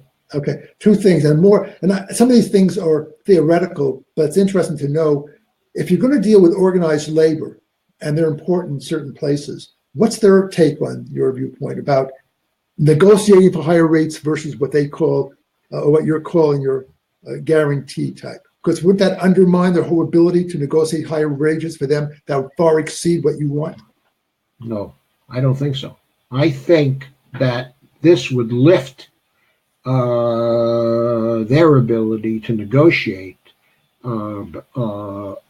before higher wages, because there's a floor on wages then, a floor which is established. And so the private sector would have to pay more than that particular floor. Okay, and if that was not enough, then it would give the unions even more play to get people a higher wage. Okay. One thing, and I'm very much, by the way, for unions. I'm not at all, okay, an anti-union person. I'm for card check. Okay, I'm for getting unions back to the state they were in the 1960s. I am extremely, extremely pro-union. You cannot imagine how pro-union I am. I am really, really pro-union. I think they're very important in relation to the balance of power in the economy. Now, I look at the political always. We need the unions for the political. They're getting so weak. Has really hurt our nation in terms of the politics. It's an equilibrium, and you can see it's all balanced one way now. And nobody's arguing that. However, and this is where I also, and you in one of your early reports, you told somebody disagreed with it, which I don't happen to do so, and that is the states should not get a free ride. If New York, if California, if Connecticut, if Oregon can say, even with the climate change, if they can do with their own minimum wage, saying this is what's appropriate for our state because we have unique needs, why should the people in Nevada expect Washington to bail them out when their own legislatures in Carson City won't even help them? What does Congress do that their own legislators won't do? Why is that right? You see my feeling that if they're going to vote for somebody here and they're not willing to do so, why would you expect somebody who represents in Washington to do something that their own district level won't do? I mean, I don't understand how people. Okay, because of this. Okay, because of this. at the state level, the individual states are users um, of the currency, the same as we, okay, are Right. users of the currency. Their funds are always limited by the willingness of their people to be taxed. Okay, and when their people are making so much less than they've been making before, and they're getting poorer each year, then their willingness to be taxed by the state gets actually lesser and lesser, okay, as the years go by. However, the federal government does not have that same limitation on the ability to spend.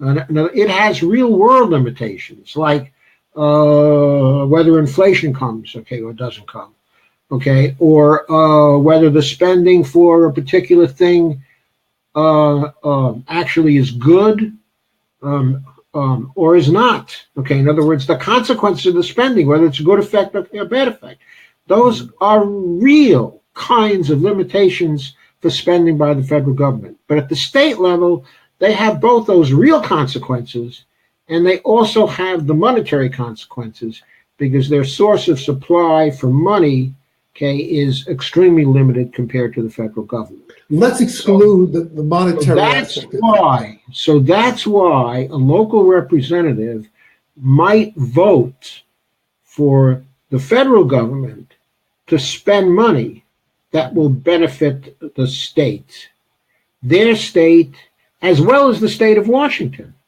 Okay? Because the kinds of programs we're talking about here will benefit all the states. A federal job guarantee program is going to benefit every state.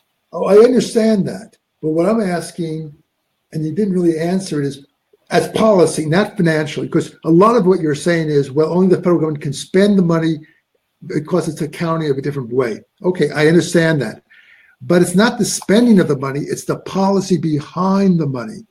And if you're talking about the role of higher minimum wage and things like that from a policy perspective, and we all know that there has never been a Republican administration that ever increased minimum wage, probably since they had it. So forget about that political part. But in political will, why does Oregon and New York have the will to do it and Nevada does not? Why should they be rewarded for sitting on the rear end? That's what I'm asking you. If they're not willing to take up the responsibility in Carson City. The economy and also the political system within your state is different, okay, from Washington. Very much so. They're cheap. And the mix of people, okay, is different. They're cheap here. Well, they're cheap all over. I mean, people are cheap all over. It's not that they're especially cheap, okay, in your state. They live under different conditions in your state. Yeah, but I think there are more poor people in your state. Yes, but you see, in California, they pay more in taxes, but they get value for it. You get places like the University of California, Berkeley. In Michigan, you get a quality school like the University of Michigan. In Virginia, University of Virginia, which is law school and medical schools are top tier. In New York, you have the state university system that is quality. People pay higher taxes in New York, but they get their money's worth. In Nevada, they don't care. When 75% of the people who move here are not from here, when 60% of the people don't even have a college degree and they don't care, what does that tell you? It tells you that there's an apathy involved, and you have a duty to try to lead, but it's like the weakest link. On the other hand, if they don't see the benefits of it, they're going to be, you can call this place a libertarian type of situation, but they're not. They're contrarian. Whatever you say in Washington, they'll say just the opposite for the sake of being opposing it. And when you run into that mentality, rational thinking does not apply. Okay, that's so the problem. Look at the polls in your state. Okay. Find out if people in your state would like a federal job guarantee at a living wage. okay, and whether they would support a congressman who would vote for that. We know that there are a majority of people in your state who would support a Medicare for All program with no copays, okay, and with no deductibles today if one were passed. If you advocate for that, they would love you. Yeah, you're right. So why not advocate for that? Okay, and you're not advocating for a Medicare for All program, by the way. What I'm advocating, again, because you and I, we're on Medicare. I see what it is. I would rather fix Medicare before it expands Medicare. Now, wait a minute, Steve. If you get a Medicare for All program under John Conyers' bill, it fixes Medicare completely, and not just for seniors, but for everybody, all at the same time. It fixes Medicare completely. It's no copays, okay, no deductibles, all drugs included. Okay, HMOs. Everything included except the cosmetic stuff. You can go to HMOs if you want to. In other words, it doesn't restrict the providers that you go to. It doesn't socialize the healthcare system. It only socializes the insurance system. But it does socialize something. It socializes insurance. Sure, fine. Who cares about the murderers by spreadsheet anyway? No, they're not popular in any state of the union. I'm not so much concerned about the insurance companies per se. That to me is a red herring. People really don't care about them. They don't love them. What I'm asking is... Well, Obama cared about that, and he acted on that. He didn't put the Medicare for All bill on the table because he was worried about the goddamn insurance companies. They're protecting the insurance companies on the state level because they don't have to have competition, things of this sort. The whole system needs to be revamped. But what I'm saying is, before you add people to the system, let people who are Medicare now get some improvement. So, for example... No, you don't wait. Look, that whole bill could be implemented within 6 months' time. That's no problem. We have enough doctors around. We have hospitals around. Yeah, we have the resources around. And we can bring more in from outside the country who are well-trained. This is something which, again, the Northeast and California is not this part of the country where the hospital, we rank nearly 50th in medical facilities. There are no teaching hospitals. There's no real mental health facilities here. Doctors here, for the most part, if you have Medicare, they won't see you. If you're Medicare, they'll say, we don't take Medicare. They want regular cash or insurance. This is the reality that we're talking about. So even if you have Medicare for all, doctors in from the other states. There are doctors who would come to Nevada if they would know if they knew they'd basically be working for the Medicare for All program. Does Kaiser operate in Nevada? Which one? But Kaiser Permanente. No, that's they operate in Nevada? Yeah, I know that's in California. Why don't they operate in Nevada? Because probably the state doesn't want them. Competition. Okay, but the point is, if there were a Medicare for All bill passed, and you could go to any provider that you want, then Kaiser would move into Nevada, and they could get established there very quickly. Okay, and their doctors work on a salary basis. I would. There's some ways, and they'll bring in doctors, from all over the world, and they got good doctors at Kaiser. Okay, I know because I've had Kaiser for 20 years. Well, I'll tell you something, and again, you will realize what I'm saying too. Everything is mixed in. You say, why will they come here? The educational system is poor. So if you are a doctor and there's no residency, there's no opportunity to learn, when the public high schools are poor, there's overcrowding, when you come here, this whole place is a mess. I'm going to tell you bluntly, it is a mess. The voters may not want to hear it. When education is low, when public spending is low, when people worry about having guns more than higher education, when they're willing to pay $2 billion for a stadium rather than having teachers are well paid, that tells you the priority of the people here, okay? And there's a reason why Nevada has this mentality. They're contrarians. They don't like it. So what you're suggesting is solid, but you have to have a complete. I don't use the word revolution in a kindly word here. You have the whole reformation of mentality, and this is the challenge that we're looking at. Look at neighboring Arizona. That people laughed because their education was far behind. We're worse than Arizona. Okay, we used to think of Appalachia as a backward part of the United States, a long time ago, right? Years ago. What I don't understand about some of the Western states, that you are. You tell me why. I don't understand either. Okay. Okay. The reason why I don't understand it, is when the Western states first got going, they had no problem accepting federal help. They had no problem with the power projects out in the West. Hypocrisy. They're hypocrites.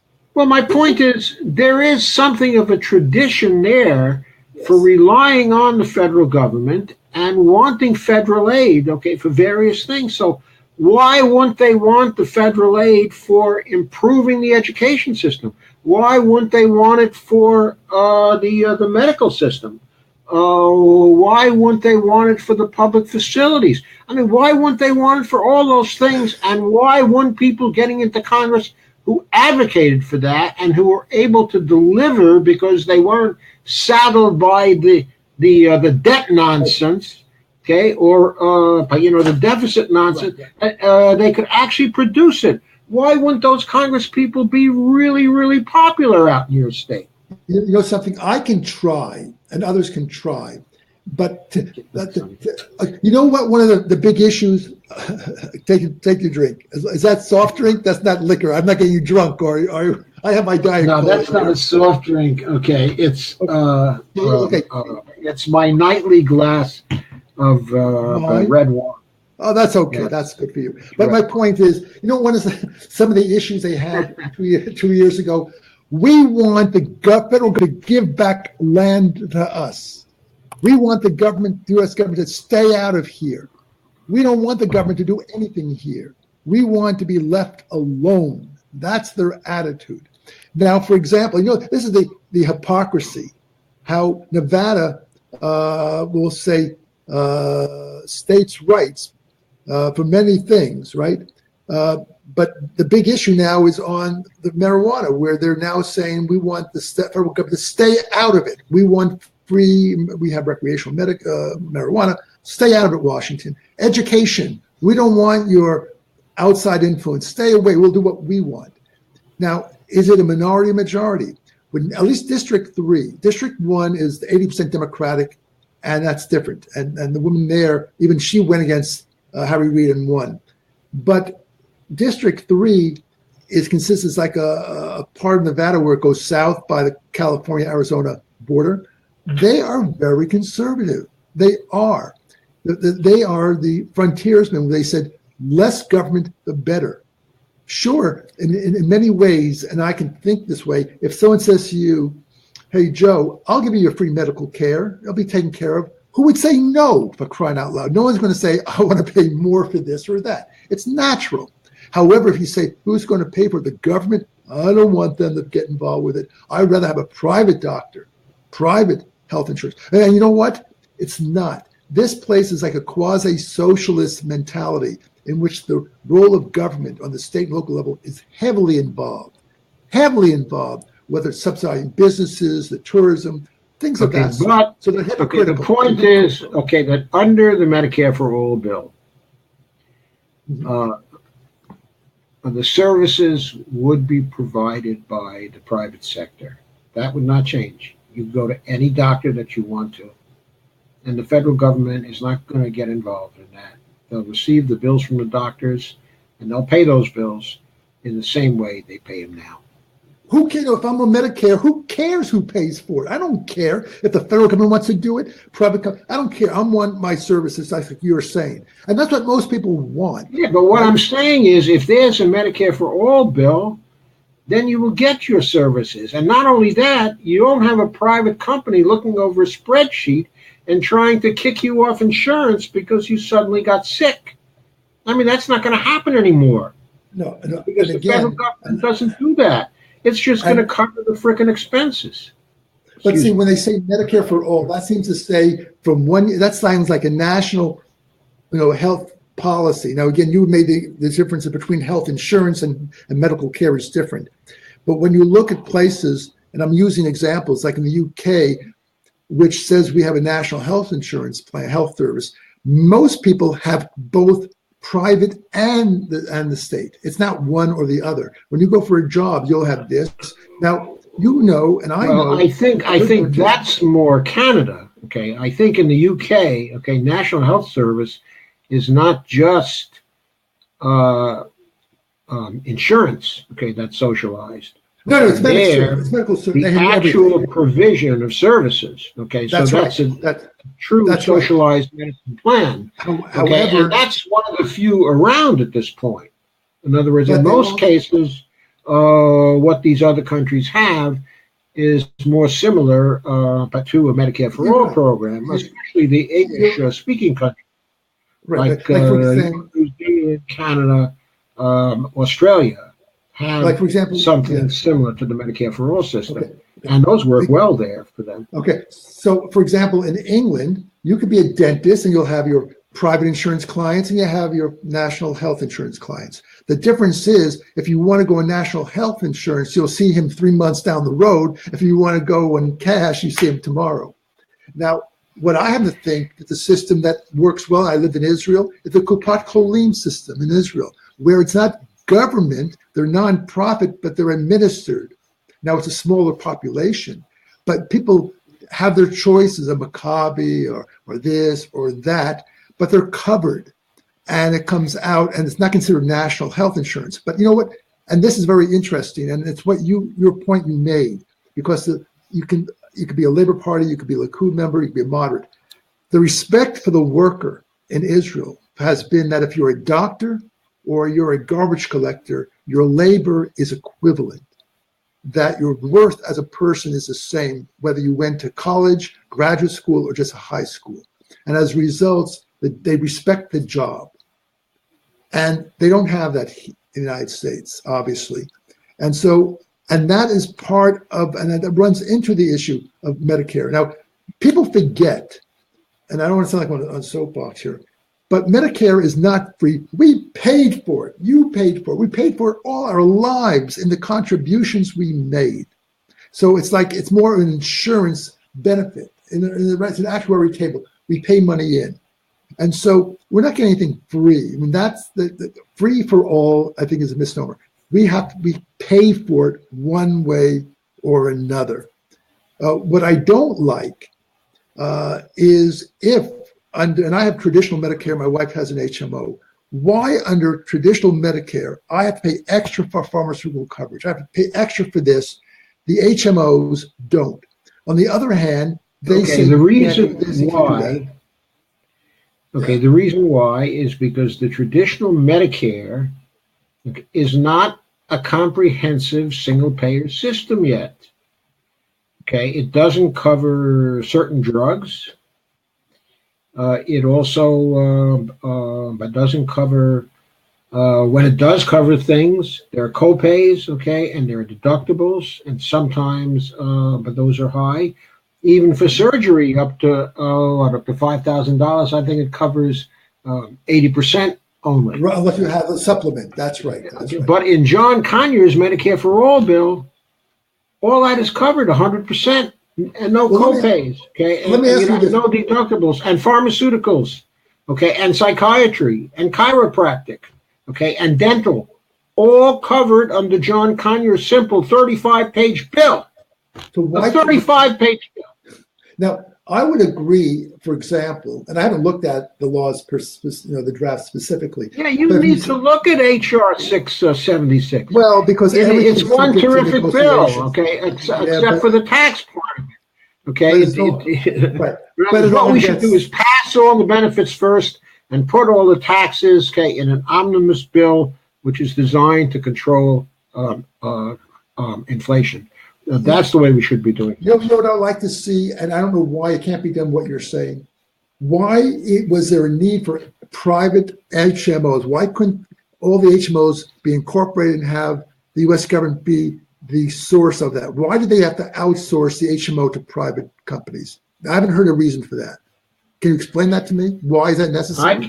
I don't think it's a reason. I think what's going on is that they wanted to benefit the private sector. They were working with their cronies in the private sector, and they wanted them to have a chance to profit, and they set it up in that way. Sure, they should have set it up as a government. And to me, the government, the health, services can be provided by the Medicare division, like an HMO can do it. If the HMO, what the U.S. government is doing is outsourcing Medicare through the HMOs. I think an HMO can be part of Medicare as a tradition. Just incorporate HMOs as traditional Medicare and let Medicare run it, not outsource it to private companies. To me, that would be and that would solve what you're saying in many ways, at least. But that's not even being done. Why isn't that first step being done? Okay. Well, that's not done in HR 676, and the reason why it's not done there is because HR 676 only addresses the problem of insurance. Okay, it does not address who the providers are going to be. It leaves that up to the individuals. So if the individuals want to accept an HMO and have that kind of care, they're free to do that. If they want to go to an individual doctor or to a practice, they're free to do that. Why can't you do that? I can do that now under Medicare also. But yes, you can do it under Medicare, okay? And Medicare for all, another this kind, okay, of Medicare for all bill, John Conyers' bill, continues that practice. But why can't they? But why? But maybe the Medicare for all gets me. If you say right now, people on Medicare, first step, let's eliminate the HMO administration and have it where everybody has an HMO account, which means it's the Advantage plan for Medicare, operated by Medicare, not by this company, not by Humana. That would be a perfect first step. But I don't hear Washington saying that because they don't want to take the money away from Humana. They don't want to take money away from Aetna and so forth. Aetna does not need to administer Medicare and the Advantage plan. The U.S. government can do it themselves, is what I'm saying. I'm sure you would agree with that as well. But that's not even being done. I do agree with that. It's not being done. In other words, in HR 676, all the funding aspects are taken care of by the federal government. But then we also come into the reimbursement schedule, and this is where it's problematic because, and here's where we know my pet peeve is, and I don't do this on this, but reality because I see it. You go and get on the Medicare, and let's say you had to go to the emergency room, okay? You'll see the hospital will say, I want $5,000, but the adjusted Medicare is $300, okay? Something like that.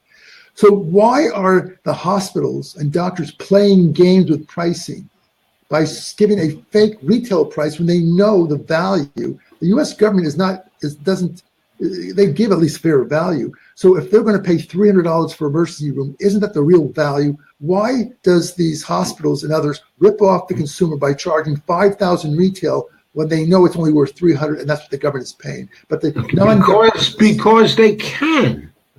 But why?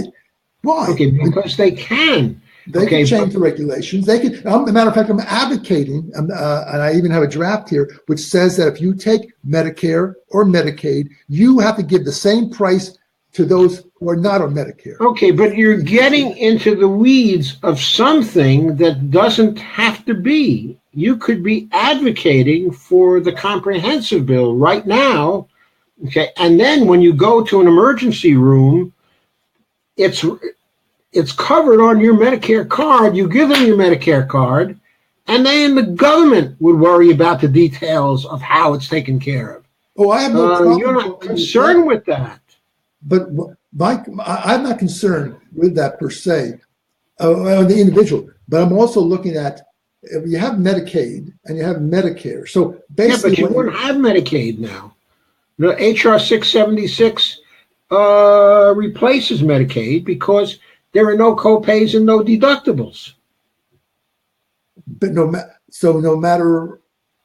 You have to read the bill. It's only 35 pages. You can read this bill. It's not 2,300 pages like the Affordable Care Act was. Now, I mean, the nonsense Affordable Care Act, making every effort to create an unequal situation for people all across the country, depending on their state, depending on their local area, depending on the friggin' exchanges. Conditions were completely unequal all across the country because of that bill. Okay, when he could have passed this 35-page bill that makes conditions equal all across the country for people receiving services, and where the people are out of the financing of these services completely. Okay, now, in Conyers' bill, there are some special taxes which are set up. Okay, but there are two things to note about that. Okay, first of all, if you were operating under the GoPay system, okay, that I talked about, there were no taxes that would be specified in that bill. Okay, it would only be benefits. The taxes would be handled in the omnibus bill type of situation, okay, I talked about earlier. Right. Okay, so then we look at what taxes are necessary to contain inflation, okay, for the economy and to accomplish certain other purposes. Like we might want to tax certain industries in order to discourage behavior in those industries, okay, because behavior in those industries is bad for society. Okay, so we use taxes to punish things and to shift the economy. Okay, so that's also a part of of tax bills, but that doesn't have anything to do with the benefits, okay, or anything like that. It's a completely separate issue, okay, and a question, okay, that's separate. But with, for example, on pharmaceuticals, would that be covered, or is that also the same? No, the pharmaceuticals are covered in the same way the VA does it now. In other words, the Medicare for All, that administration would take care of the negotiation of pharmaceutical prices for the whole country. So now you are introducing not only what, I hate to say, what Bernie Sanders suggested, but what Trump also sometimes said, in which you should take away the bargaining strength of the companies and say, look, we are representing 220 million people. Give us a better break on the medicine pill. Oh, not only that, we are representing all the people of the United States. Everybody will be in this system, 325 million people, okay? And all of these people will have their Medicare card. And if you want to sell drugs to those people, then you have to come to us. And here's the price that we are willing to pay. Well, and we will consider whether you can make a fair profit on these things. Right. We will consider whether research can be supported on these things. We are going to consider all these things in setting the prices. But setting the prices, we're not going to create a market here. Right. We're going to create an administered and regulated system. Okay, and if you want to be in the healthcare business, that's how you're going to have to deal. A reasonable rate of return or markup is what you're really saying, which is different. It's like that's the way Medicare works now. They give doctors and hospitals a reasonable markup of what they do. And they do. But some people would say it's more than a reasonable markup. But anyway, but to me, it's a ripoff that non-Medicare people don't get the same discounts. Like you can call it Medicare for All, but if there's a way of saying we're entitled, if you're non-Medicare, to get the same benefits of the cost, and have other people do it, there are ways of going around because right. But my point is, my point is. You can't be non-Medicare in this system because just as the government issues you a Social Security card, right, they're going to issue you a Medicare card. And so you are in the Medicare system. There's nothing, so right. Now, in theory, what you're saying, I understand that, and there's nothing wrong with that. But again, I think what you're suggesting in many ways is contingent on the funding being changed to what you're proposing in terms of not worrying about the deficit, things of that sort. They won't necessarily work separately. They have to work together. Otherwise, people will say, we can't afford it. And so, and like what you would suggest, Okay, well, prepared for it. So it's either all or nothing. You're going to have to do both. Okay, to a degree, that's true. Okay, but also in Conyers' bill, there are taxes to fund it. Okay, and the thing that you have to note here is when you try to justify it in terms of whether the taxes can fund it or not, you have to take into account the cost savings. Okay? Right. The cost for healthcare in this country right now is $3.4 trillion. One way or another, that all comes out of our pockets. That's right. The reason why I say that is taxes come out of our pockets. Okay, the taxes for that come out of our pockets. The co-pays come out of our pockets. The insurance premiums come out of our pockets. And the deductibles come out of our pockets. So all of the $3.4 trillion is coming out of private sector pockets. Right. In most middle-class pockets. Okay, right. in terms of portion of income, okay, which is actually devoted to that. Well, what a Medicare for All bill like John Conyers' bill actually promises is that if we administer it in a way similar to other English-speaking countries, we can save anywhere from 35% a year in total medical cost payments to 50% per year. So instead of spending 3.4 trillion and that going to the medical industry, there would only be, let's say, 1.7 trillion going to the medical care industry. So the rest of that money would be left in our pockets to spend elsewhere for other things that we want. So I'm saying that whether or not we have we put in the GoPay system that I suggested earlier, right, we can still pay for John Conyers' bill, and we can still we can give people actually a better deal because even though their federal taxes could go up a bit, okay, to finance this bill, and it would only go up a bit, okay, by the way, because the federal government now is spending something like 1.4 trillion non-deficit spending, okay, in the medical care area. Okay, so the point is, okay, let's say that goes up by 300 billion a year in taxes or 400 billion a year. But it's offset other ways. It's offset by all the other savings, the state taxes you would save. Okay, for the money the states are laying out now for Medicaid, that goes away. Okay, the co-pays go away, the insurance payments all go away. So you're saving a huge amount. For an average family, they could be saving $6,000, $7,000, $8,000 a year from the change over to Medicare for All, even figuring in the taxes. No, I think no. I'm not arguing with you in this case, and I understand completely what you're saying. But you also have to calculate in the matrix, for example, under this plan, do all the VA benefits, will that disappear or is that incorporated? Because when you are, unless you are disabled, when you go from TRICARE at 65, you go right to the Medicare system. Medicare is taking it over from the vets, right? So how does this affect, or if you're on disability, Social Security or Medicare covers it when you're below a certain age. If you're on disability, you get the same benefits. How does that relate on disability? Is it all so basically what you're saying is there won't be any Social Security disability for people, Medicare disability, because everything will be incorporated into one category, so to speak. There's no separation. Okay, what I'm saying is whatever is not in Conyers' bill from the disability standpoint would stay the same.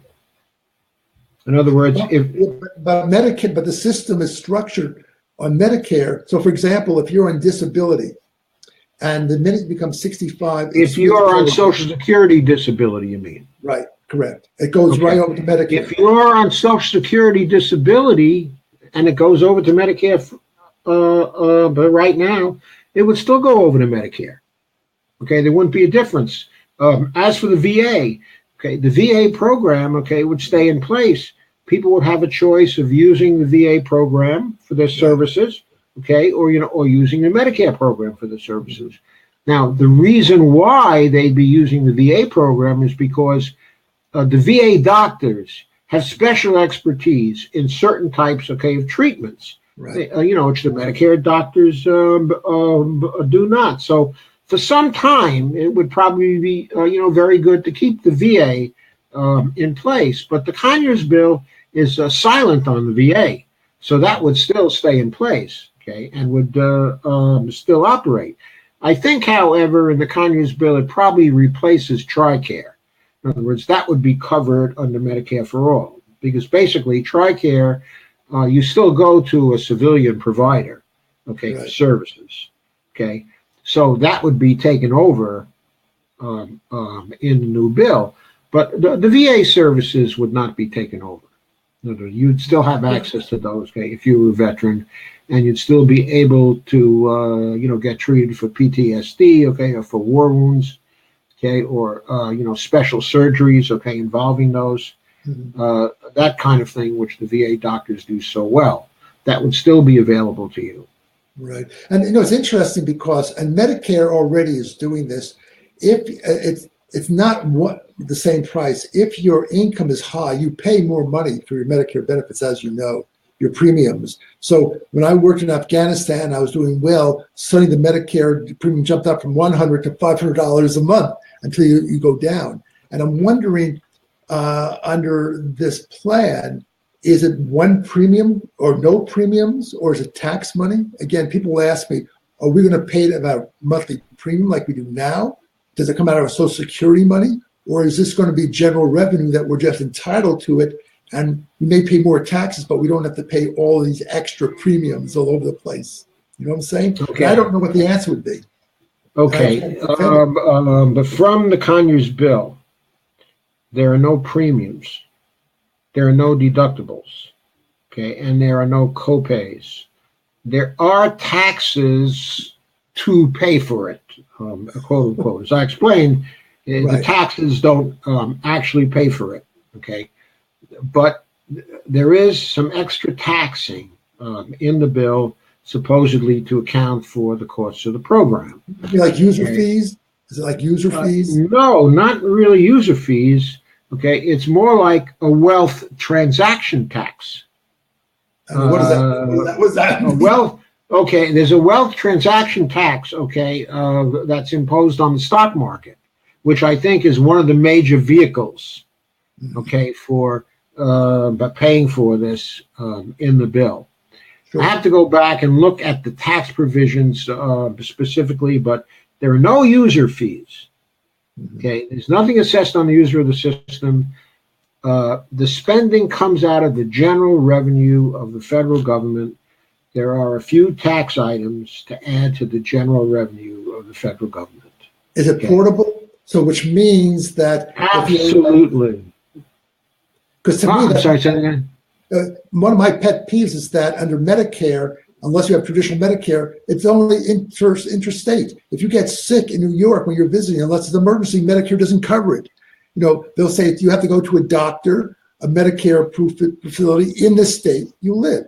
And I'm wondering, is this going to be eliminated too? The states are no longer going to be part of it. They're not going to control the providers, the insurance, the healthcare services.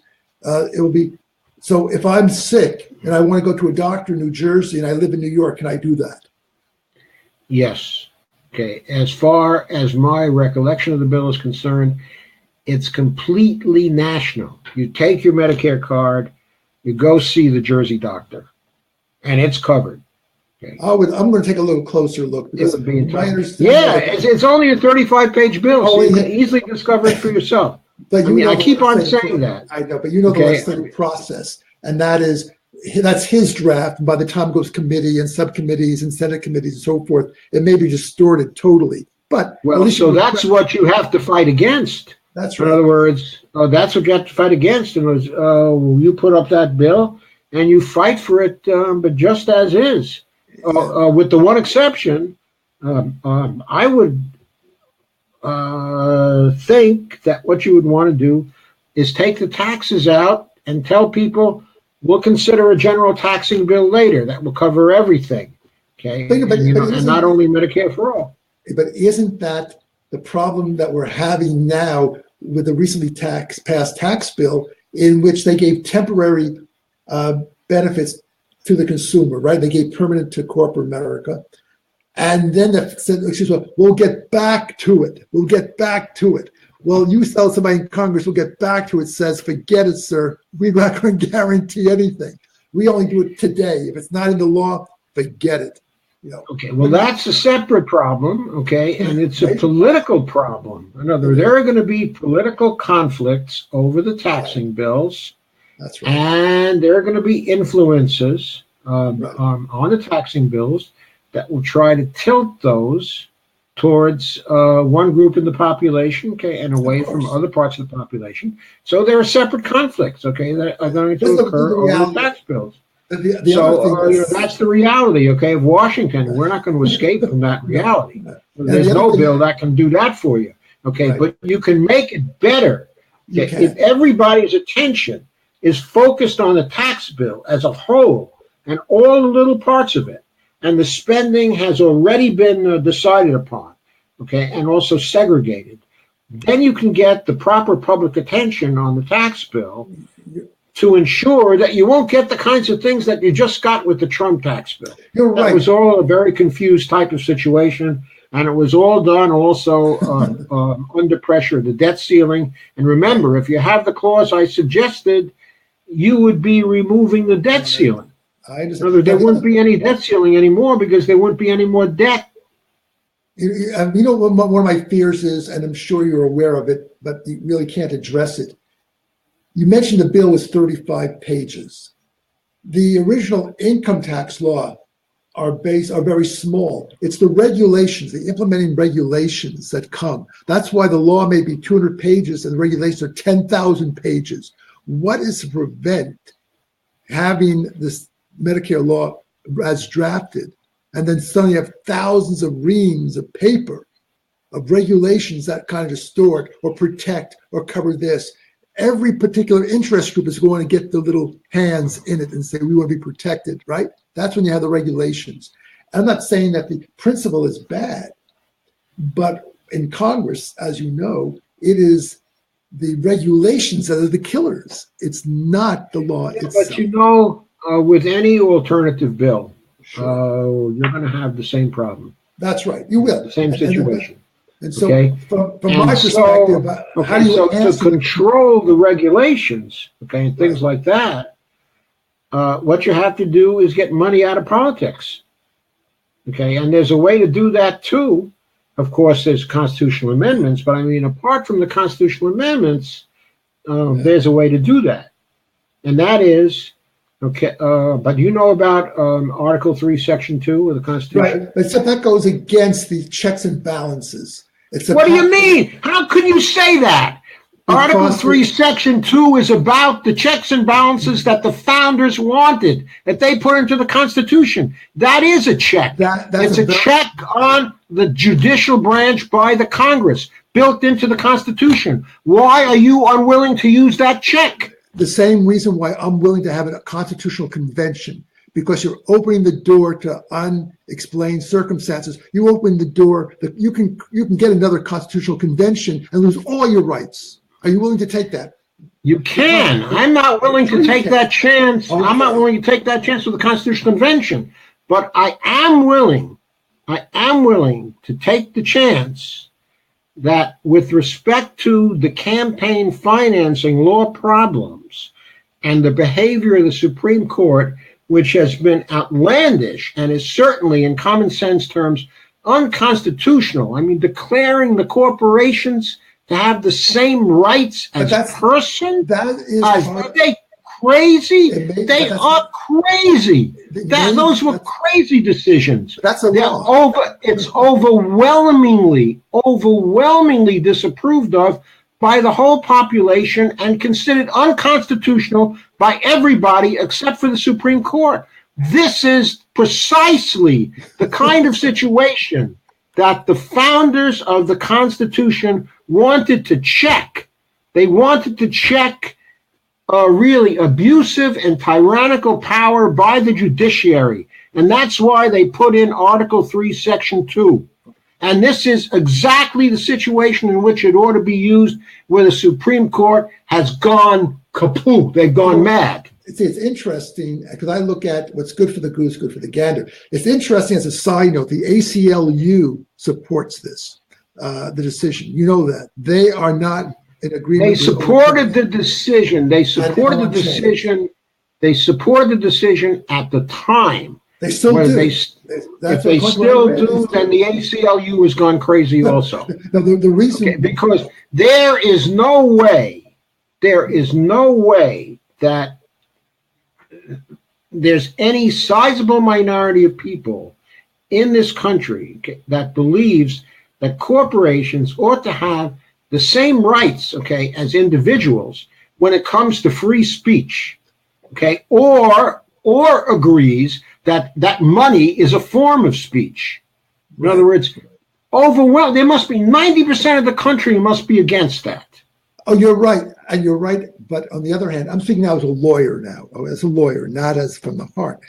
And that is our whole business model in this country and in Anglo-American law is based on the fact that there are legal persons and natural persons. You have a corporation to save yourself from liability, and you have other benefits. I understand that. I'm not saying there should not be natural persons, and artificial persons. I am saying that the state authorizes the existence of corporations, of the artificial persons. And the state, therefore, has the authority to say that the artificial persons don't have the same rights as the natural persons. The Constitution was meant for the natural persons. The founders were anti-corporate. Everybody knows this. It's plain in history. They never intended for corporations to have the same rights, as individuals. That was legislation by the Supreme Court. And the Supreme Court has no business legislating. And this is the place where a check from Congress needs to be put into the situation. No, you ought to be for that as a lawyer. Yeah, but as a devil's, I understand this, but I look at what could be done on the opposite way when people are dissatisfied. You have Brown versus Board of Education. They could say, well, let's do that because we're against it. People could take that clause and use it any way they want to for any reason. Look, if there were enough people in this country who were against Brown and who thought it was wrong, then maybe it would have been proper to restrict Brown. But actually, the country was divided over Brown because they saw the justice in it. And the majority of the country probably saw the justice in it, and they were willing to comply. And there was no overturning of the Supreme Court in that particular situation. And I wouldn't have advocated it for Brown versus Board of Education and for many other decisions of the Supreme Court. But the campaign financing decisions and the decisions about free speech rights, interpreting them as religious privilege, those were decisions which were ridiculous. And they had no basis in the law. And it had to do with pure politics, the kinds of justices which were appointed by the Republican presidents. The Supreme Court has gotten out of control, and we have every right to apply that check that's built into the Constitution. I smile when you say that because remember the impeach Earl Warren stickers? They said the same thing about Earl Warren. They did. And I understand, and I don't at all deny that. I am saying that they were running a political campaign to impeach Earl Warren and the justice of that Supreme Court. And if they had succeeded in the political campaign, then that would have been too bad for us and too bad, for Earl Warren. But we live in a democracy, and ultimately, certain things come down to the people and what the people want. And what I'm telling you is that in this situation, the overwhelming majority of the people, 90% and more, don't want the Supreme Court saying that the corporations have the same rights as they do. I understand. Well, let And me that ask you. that should not hold, and therefore every congressional candidate should be for applying Article 3, Section 2 to the campaign finance laws so the Supreme Court is out of it because they made a mess of it. Well, that's called limited jurisdiction. There are laws that are already on the books that they don't have the right to appeal. So it's being used already. But as you know, the Supreme Court will say, we will not take on a major topic if we can minimize the impact on it. So my question in this case with the background media as well is, in the terms of the PAC and super PAC money, which we're really talking about, I would think the FCC, for example, could mandate that there's open transparencies that's saying these are the donors of the money who's shown on television. So if you know it's coming from the Koch brothers, you make your decision based on that. If you know who's financing it, you can say, yes, I reject that. Because I come from the school of thought that people can think that if you're giving the information about the source of the information, they can use their own brains to accept it or reject it. I'm not afraid of contrary opinions. So what happens if the people don't get the information because the media is also controlled by the donors? And in fact, have a very prominent place in the donor system. Well, now you hit a point which goes to my extreme liberal viewpoint, which is mainly going back, is media should not be deregulated as it is now. I mean, I have a whole list of things going back to the fairness doctrine, to ownership, advertising caps. But people said that's a no-brainer, it will never start. The FCC, back in the 70s, was actually pro-consumer. It was. Now it's totally in the hands of a few media conglomerates. And I agree with that. And that's indicative of the problem we're having. But you know what? It's the Democrats who supported it as well as the Republicans. And big money. There's no reason why California doesn't. So what do you do to get the big corporate players? CBS wants to remerge. Or you had the Paramount decision, theaters in the 1930s. They're going together to countermand that. When we had the breakup, I did a report years ago when the Green decision broke up AT&T, right? Yeah. What do we have it worse now than we had it before AT&T. They came back. It's like giant amoeba that came together again. We're worse off than we had with AT&T. But yet I don't hear anybody speaking about this. These are issues that are important to me, probably to you. No one seems to care. No one really. And I'm glad you care about these decisions. Okay, but we have been going on now. Too long. But I enjoy it though. For close to 3 hours, okay, and I've enjoyed it too. Oh my gosh. Okay, but I have to get out, okay, because I get. Okay, I'll tell you why. I get objections, okay, from my people who have to go over this stream, okay, and what they have to do is download the stream, right? Okay, and then they have to make sure that everything is kosher with the stream, and they have to upload it, okay, to YouTube. Okay. And it takes them a lot more time to do it when it's a 3-hour stream, okay, than but you know, when it's a 1-hour stream. So they're not going to be happy. So they're not going to be happy about the length, okay, of this particular stream.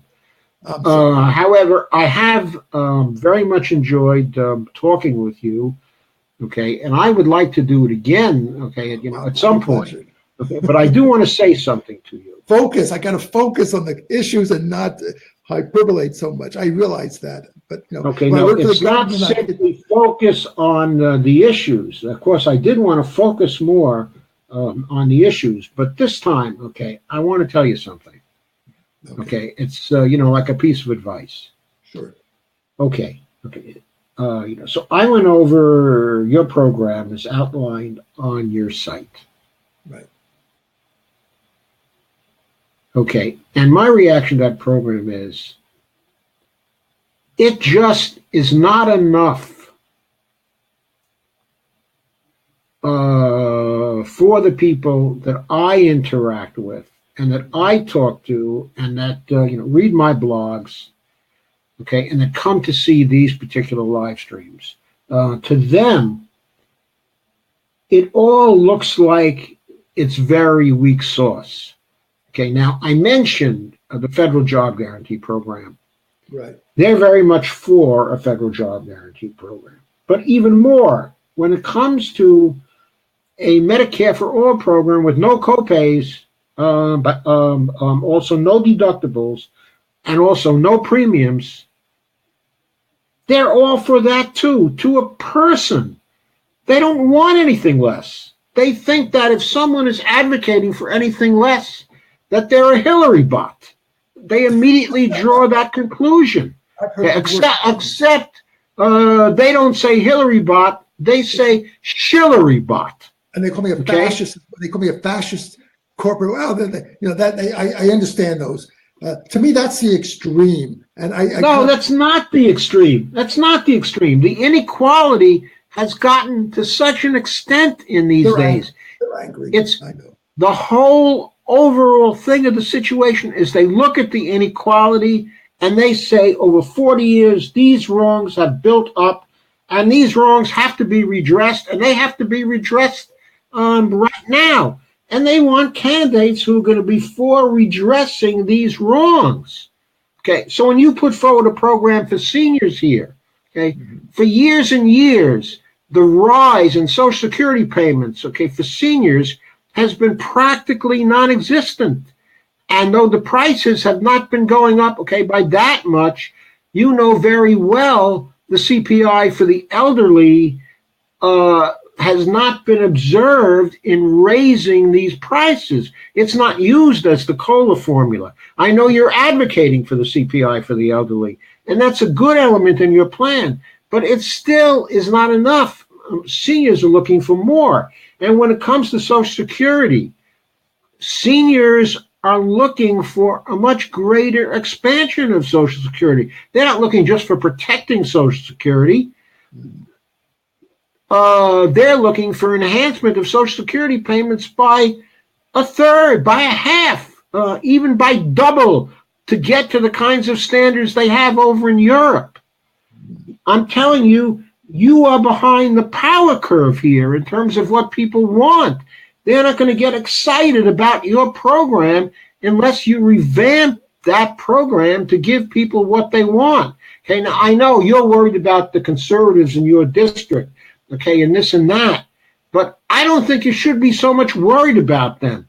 The progressives in your district and the Democrats in your district are sufficient to carry you over the line and to win. You're also running in the Democratic primary right now.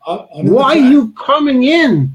Why are you coming in with this kind of a weak program? Who's going to vote for you with this kind of program? Okay, you're perfectly right. The challenge is, if you want to you can win the primary and lose the election. And that's happened too. You're not going to lose the election with a Medicare for All program and a federal job guarantee program and having an infrastructure program, that's a strong infrastructure program. I mean, you're not going to lose the election if you have these things. People want all these things. People want it. And also the way, at least on strategy, the way I did it is I use examples of existing pending laws, not starting from scratch, but some that's been submitted that has a reasonable chance. Now, I understand what you're saying. I should be more, take the more initiative, if you will, be a little more stronger. What I'm saying is you should be, from the beginning, fighting for the things that people really need. If you have to compromise, you compromise later, down the line. When the bill is hanging in the balance and you have to make some deal, people will understand if you have to make some deal to get something, as long as it's something good, okay, that you're getting. What they won't understand is if you pre-compromise in the beginning by going and advocating for weak sauce. Okay, now what I see in here, okay, is I think you're constantly trimming your cells because you're worried about the how you're going to pay for it question. Well, this is not so much but that's what people are saying. But you have an answer. If they ask you how you're going to pay for it, then you tell them about overt congressional financing. You show them the clause, you explain it to them. It can be explained in very common sense terms. All you got to do is tell them, hey, the Constitution says that the authority to create money lies in the hands of the Congress. Now, Congress has delegated that authority in the case of creating reserves for the Treasury account to the Federal Reserve. What I'm going to do is have this little paragraph which says to the Federal Reserve, every time we pass an appropriations bill, that you immediately put that money into the Treasury spending account. You also immediately put money into the Treasury spending account to repay the debt during the period of time of the appropriation. You tell people that. That's the ultimate answer to how you're going to pay for it. It shows there's no problem in how you pay for it. You pay for it through the order of Congress. And you would be the congressman. You would be one of those giving the order of how to pay for it. I mean, you don't have to stand on ceremony or be in awe of the Federal Reserve or say they have to be some kind of independent creature. They have no right to be an independent creature. This is a democracy. You're in the house of the people. You're going into the people's house. No, I understand. So what are you deferring to the Federal Reserve for? Okay? So that's what I'm saying. If these people come at you with that kind of how am I going to pay them thing, you give them this clause and you tell people what it stands for. And you tell people it's in the Constitution. And you tell people it's about America. It's about the country. This is the American way to do it, not the way we've been doing it. I fully understand what you're saying. I'll give it some thought because I also have, and again, I don't want to say any of my candidates are not qualified, although that I have a competitive advantage over them, I believe, in many ways. But for them, they like to give, you have substance, but they tend to give rhetoric. They will echo, we want social justice, we want economic justice, but they don't know what they're talking about. They're just echoing words. They don't know that Congress, it's more than ideology. You have to have things in a practical way. You can't say, I'm not going to talk to the Republicans. All the Republicans should lose. They're doing it the wrong way. Especially District 3, you can't, I think there are moderate Democrats who will actually vote. They voted, but Trump won in this district, so Democrats had to vote for Trump as well. But I understand what you're saying is you don't have to give all your negotiating cards up front. That's basically what you're saying. No, I'm saying something else. Okay, I'm saying if you get out and you talk to the people in your district, including the conservatives, and you run on the kind of platform, you change your website and you run on the platform, okay, that I outlined.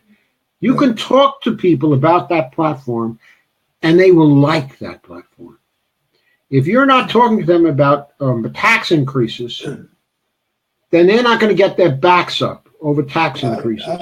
Right. Okay. And you tell them how you're going to pay for it without any tax increases.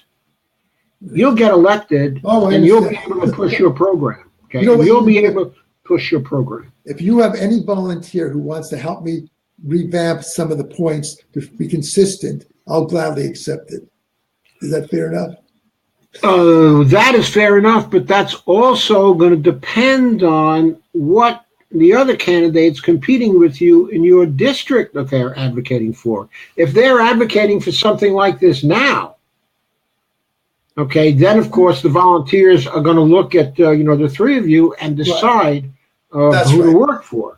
Okay, now I'm not aware of any other candidate, okay, who's advocating for exactly what I've told you about, but I have the general impression that by Richard Hart is perhaps more progressive than you. I'm not sure because he seemed to be a little bit unsure of himself in his interview. But maybe Michael Weiss certainly seems to be like he's right, but it's easy, more out front. Yeah, right. What it is, he is, and this is, it comes down to it. I don't consider progressive equaling to Bernie Sanders.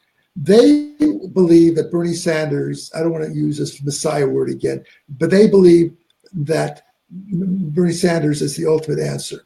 Now, and I don't want to get into hypocrisy, but when they say two things, we won't take any PAC money, we won't do anything. First of all, corporate money, they never got any money, no one even gave them money, so it's easy to say, I won't take it if they don't give it to you. But number two, I spoke this to Michael, I said, look, you said you won't take money from any PAC, but you're a member of a PAC. Oh, well, the PAC favors me, it believes what I like. Well, you can't be hypocritical. Either you're against all PACs or you are for PAC. You can't say, well, as long as it goes against, if it's a labor union PAC, I'm for it, but if it's a corporation, I'm against it. Well, that's hypocrisy. That's how I look at it. You're either against political action committees, no matter what they are as an entity, like you're saying, I'm against this as a matter of principle, or you're not. You can't say, well, I'm against them unless they help me. And if they have the same values that I have, I'll take their PAC money. That's to me inconsistency. And okay, look, I don't know what Michael is you're doing in terms of having a PAC, okay, or not having a PAC. He's a wolf pack. Remember, he said he's a wolf, that wolf pack. He said, "I'm a member." Oh, you mean the Justice Democrats? Okay, in other words, I think the wolf pack was a Justice Democrats PAC. I don't know, but and they were raising money, for. I think they selected some Congress candidates that they wanted. Yeah, I agree. Okay, that PAC's a PAC. Okay, but in Bernie's case, he had been raising the money $27 at a time, and that's how he raised the $200 million for the primary campaign. Okay, in that way. As far as I know, he didn't have any PACs. Oh, no, I'm not talking about Bernie Sanders. I'm talking about people here. And one last thing. Okay, but with respect to Bernie Sanders, in terms of saying that he's the epitome of a progressive, I wouldn't say that. And he's not even a Democrat. Okay, what I would say is this. He has an agenda that he has outlined. And to the people reading that agenda looks like it's damned progressive. And yes, he's not a member of a Democratic Party, but the progressives don't really care about that. There's a lot of people who in the progressive movement who have been switching over to the Green Party from the Democrats. Right. Because they rightly see the Democrats are not progressive. And that's why yes, I know, honey. I know what time is. And that's one reason one reason why Trump won, because they divide the party. Well, I understand that. But just one last thing. I know the time. You're talking about public financing, which is brought up. Believe it or not, until Obama realized he was making more money getting donations, he's the one, remember, that stopped and said, I will not take public financing. So, we have to be fair about this. If you are in the money, it's in your interest to take the money. If you're not in the money, you're willing to say public financing for the most part. Well, okay, that's there in the sense of whether Sanders is a progressive or not. Okay, the point that I was making is that he's put forward an agenda which is darn progressive. Now, it's not as progressive, as I would like. In other words, since I believe in the fiscal things, that I believe in, then it seems to me Sanders did not go far enough with respect to free education, at all levels. I think he should have gone farther in that respect. I think when it comes to student debt, he should have been for forgiving it all. I mean, I don't see why we can't. The cost for student debt, 80% of the student debt, that's out there, is owned by the federal government right now. Right. The interest rates on that can't amount to more than $60 billion a year, just increasing expenses by $60 billion a year to forgive it all. Now, they just signed a bill in Washington to give the rich $150 billion a year. And they're saying, it would be bad for the moral character of the poor students who have this debt. to give them $60 billion in aid? That's BS. That's pure BS. And not only that, if we forgive the debt for them, we get an enormous boon to the economy because they're suddenly in shape to buy houses and buy cars and get involved in consumption. And we make jobs for people. So what's not to like about that? I mean, what's not to like? Yeah, but I agree to a certain extent. I was watching one of the other interviews with the person from Maryland, and he's right in the sense that, for example, if you go to an Ivy League school, if you can't afford it, they will help you. They will not turn you down if you can't afford it. If you go to a state school, fees are basically so cheap now, relatively speaking. They don't charge tuition, call it fees. And like I said before, the way you get around this is saying, for example, and I will be an advocate saying, and they have it, I'm saying it more, voluntary service to America in exchange for writing your student loans. It doesn't have to be written off free, but contribute back. I was in the Peace Corps. You had Vista years ago. What's wrong with volunteering 2 years or being a doctor in the rural areas in exchange for writing off 2 years of your medical school costs? I see nothing wrong with that. That's a quid pro quo. That shows that you're willing to sacrifice and you're willing to say for the public good, I will work less in exchange for help. Yeah, but it's a situation where the poor people have to sacrifice, okay, or the middle class has to sacrifice, okay, but the rich people just go on cruising along. They may, but to me, so I don't really see, the backbone of America is the middle class. Yes. So let the middle class have some backbone for a change. They should have had the free education to begin with anyway. It was a mistake to go the student loan route. Let's correct the mistake. Let's give the student loans. Let's get a new start and forget about any quid pro quo.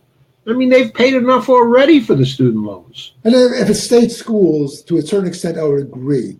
If you went to State University in New York or you go to UCLA, I can understand that. Those are state schools. I would have second thoughts about private schools because you made the choice of going to a private school. If you want to go, you go. It's not guaranteed. Education is you want to advocate education, not necessarily private education. Now, is there always a chance that you can go to very quickly? If I had a choice between going to a law school or let's say a hospital, a medical school in Boise, or go to Johns Hopkins, I'll take Johns Hopkins automatically. The quality is far superior. All right, I'm willing to pay the money to go there. But if you're saying if I had a choice to go to Columbia University Law School or the University of Virginia at 1/100th of the cost and it's a state school, I'd go there. And then if you're a member of the resident of the state of Virginia, you pay for that. I see nothing wrong with that to me, but that's what I call a moderate way of looking at it. So the role, you have to ask yourself, what are the role of state universities? Should there be tuition for any state resident at a state school? Maybe no, but you still have to pay the fees and books and stuff like that. It seems to me, I don't know if it's really common sense. Okay, also common sense is often wrong. So I don't, live by common sense. I live by thinking things through. Okay. And so the point here is that we have this huge debt that is affecting a whole generation, okay, of our people and affecting our economy too, holding it back. It would cost the federal government $60 billion a year in interest costs, which the federal government does not need anyway because it's a fiat sovereign, and it can create the currency at the will of Congress. So what are we waiting for? Stop the mistake. If they stop, if you want to make an exception for the private universities, okay, and leave them on their own, I don't know. You can debate about that. Okay, I think that's in the noise. Okay. The point being, there are many of these people who have gone to private school. Let's get the monkey off the back of that particular generation. Okay, that's the main thing. Okay, if they do that, what about people who want to go now? Well, are you saying don't take student loans? I'm saying that we ought to also be paying for free education for people who want to go now. That Well, see, now you're combining but you see, you're mixing two issues. Because no, I'm not.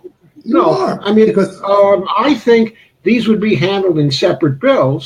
So right. I don't think I'm mixing two issues. Okay, but what I'm saying is, even if you got rid of debt to people who have it, what would stop people from going into debt again and have to bail them out? Unless you're saying no debt. What would That's what I'm stop saying. them?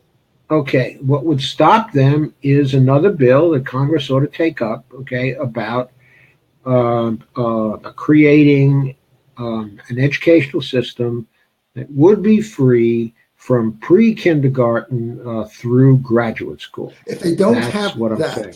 okay, I understand what you're saying. If they don't have that, and let's use the analogy with DACA, and this is the big argument too about if they got amnesty or if they got pathway to citizenship for this group, what are you going to do down the line? You can try to put them together, but right now they're separate. So what I'm asking is, if we gave forgiveness of loans today, is that a guarantee? Are you saying that anybody who takes student loans won't have to pay for it? If that's the case, don't take out a student loan because you'll never have to pay back. Or what would happen? So you have to, me, answer the question is, Okay, what I would say is take the problem one step at a time. I said that earlier, You didn't I? give them a jubilee for the student loans, for those who have student loans at this point. At the same time, you advocate for and try your hardest, okay, to pass a bill, okay, to create a free pathway for students who are starting now so that they can go to a good quality, free university and go through a good quality graduate school for free as well, so that they have that choice.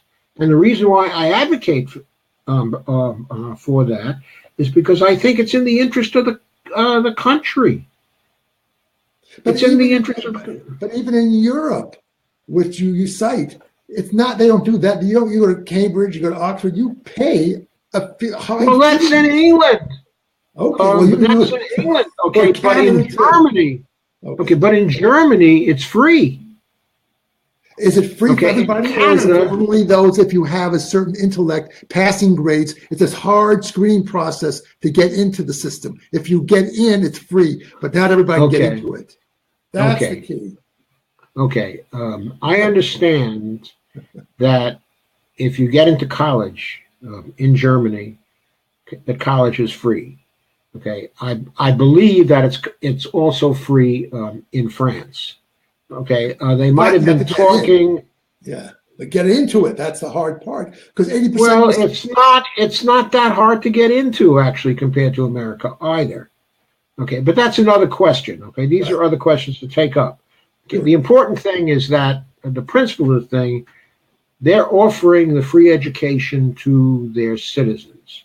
Okay, in Germany, those who can't get into a regular college can go to technical school, and that's free. So there's Okay. another free path. Okay, okay. Now in Britain, okay, things have changed in the European countries. Are starting to change, and I'll tell you why they're starting to change.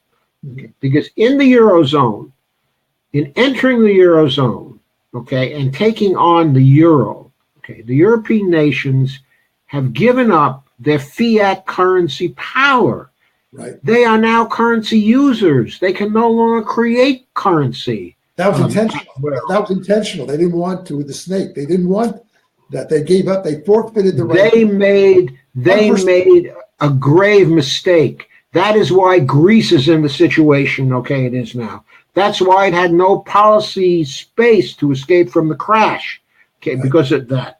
Oh, right. That's why they've had a recession, okay, in Italy. That's why Spain has had austerity. Okay, that's why Ireland, you go on and on, all the countries of Europe, they made a mistake with that currency.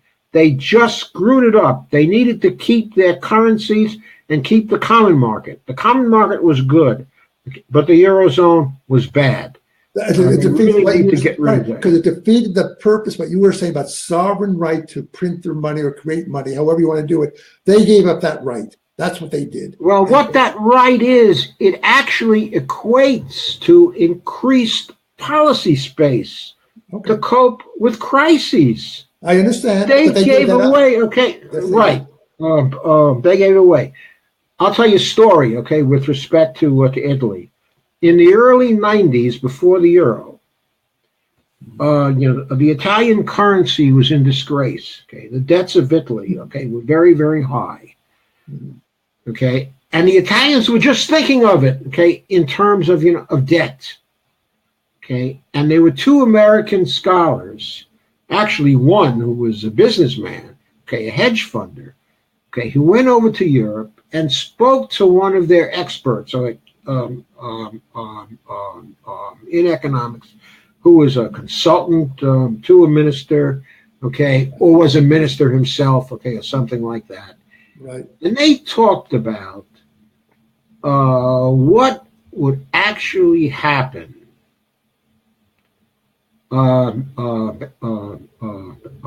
if the government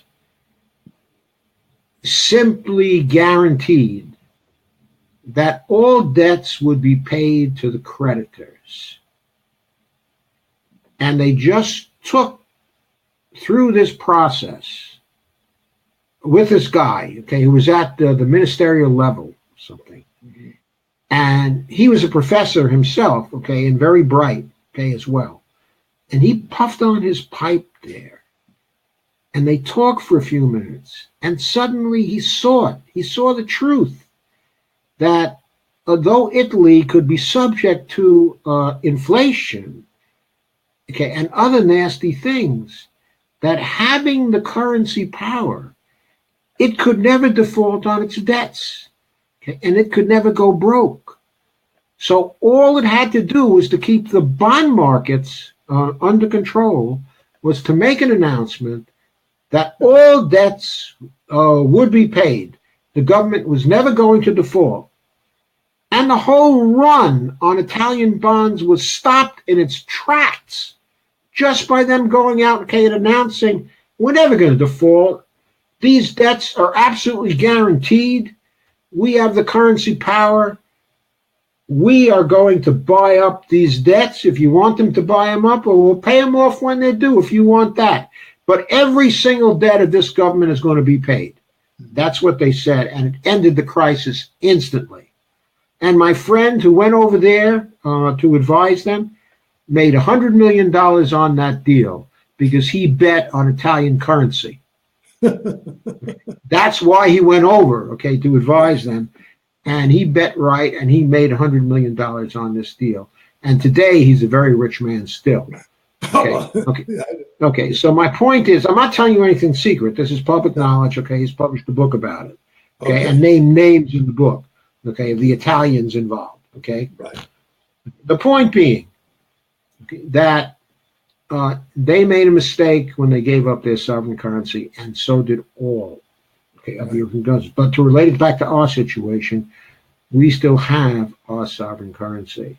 Right. So even though the European governments have had in recent years to worry about the expense and spending they put into their university systems, and the conservatives in those countries have begun to charge various fees, okay, and things like that as a result of that. They wouldn't have had to do that if they retained their sovereign currencies. Okay, now in the case of the UK, they still do have a sovereign currency, but they've been acting as if they're still on the gold standard. Even though people in the central bank of the UK are talking about direct creation of money to pay their bills, still the people in the government are advocating for austerity policies. Well, it's like the certificate in the United States years ago. I guarantee you that when Jeremy Corbyn gets into power there, which won't be long now, he's going to follow the ways of the modern money school approach to economics, which I've really been outlining to you tonight. Right. And he's going to take those user fees off for all the universities because he understands that the government of the UK cannot go broke, and that he can pay for those things if he wants to. You can't get broke. You can't get broke as long as you can control, like you said, the inflationary pressures that people will assume that there's no relationship between the dollar and assets backed currency. What you can do is get the extreme effects, of inflation, but it turns out they are far away. In other words, if you examine historical cases, of inflation, that was runaway inflation, like Weimar Germany comes to mind, Zimbabwe recently, Argentina for a brief period recently. And Israel had it too. That's why they were done 100 to 1, 10 to 1. And that's what they do, like in Russia, where they dropped the exchange rate from 300 ruble to $1 to, let's say, 10 or whatever. Of course, people inside made a killing on that. They made a killing on it, and the Russians should not have done that. They didn't have to do it. They could have allowed their currency to float. Right, that's right. But that's another issue. The whole issue of floating currency versus asset backed, even though... It's... Okay, if you want to have a fiat sovereign currency, one of the conditions for having that is that you allow the exchange rate in foreign trade to float. It doesn't float. It doesn't. In many ways, it's linked unofficially or officially with other currencies, like to the dollar. So it's not official, but it's not by coincidence that they will adjust it so there'll always be an exchange rate on par, 1 to 1, 5 to 1, 10 to 1, because it's their economic interest to do so.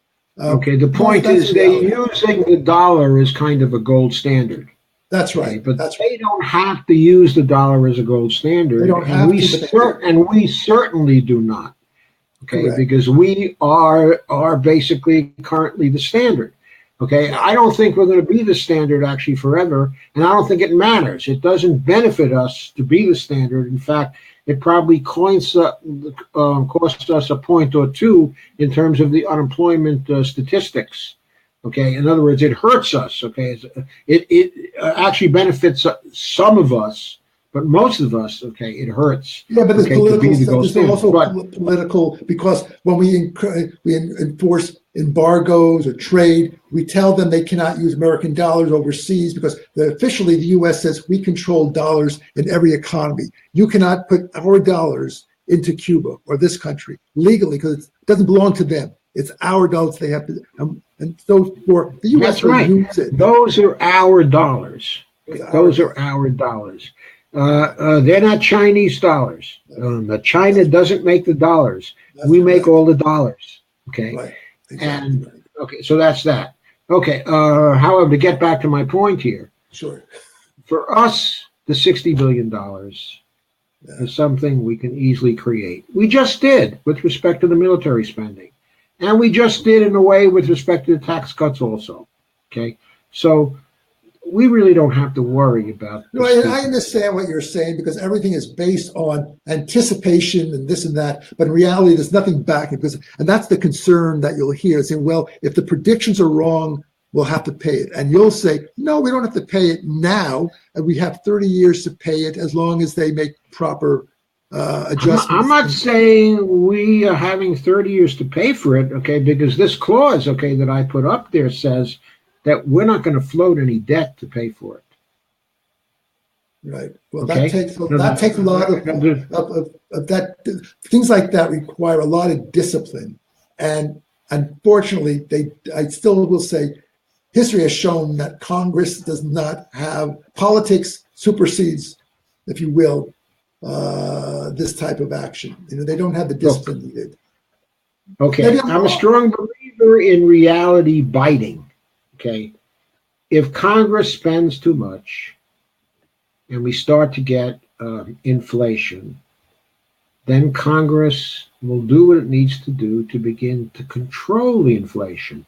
However, I don't think Congress should use any artificial means, like try to palm it off on the Federal Reserve, or try to palm it off on some third party. If No, inflation starts, Congress has to take the responsibility for it. I- And what that means is that they have to be willing to tax more. They have to be willing to do the wage and price controls. Okay, if that is needed, they have to be willing to bring on new sources of supply for certain things fast. Right. Okay, the ironic thing about the Carter administration is one of the main things that solved the inflation of the 1970s was when Carter deregulated natural gas. Okay, but of course, to have an effect on the economy, that had to take 3, 4, 5 years.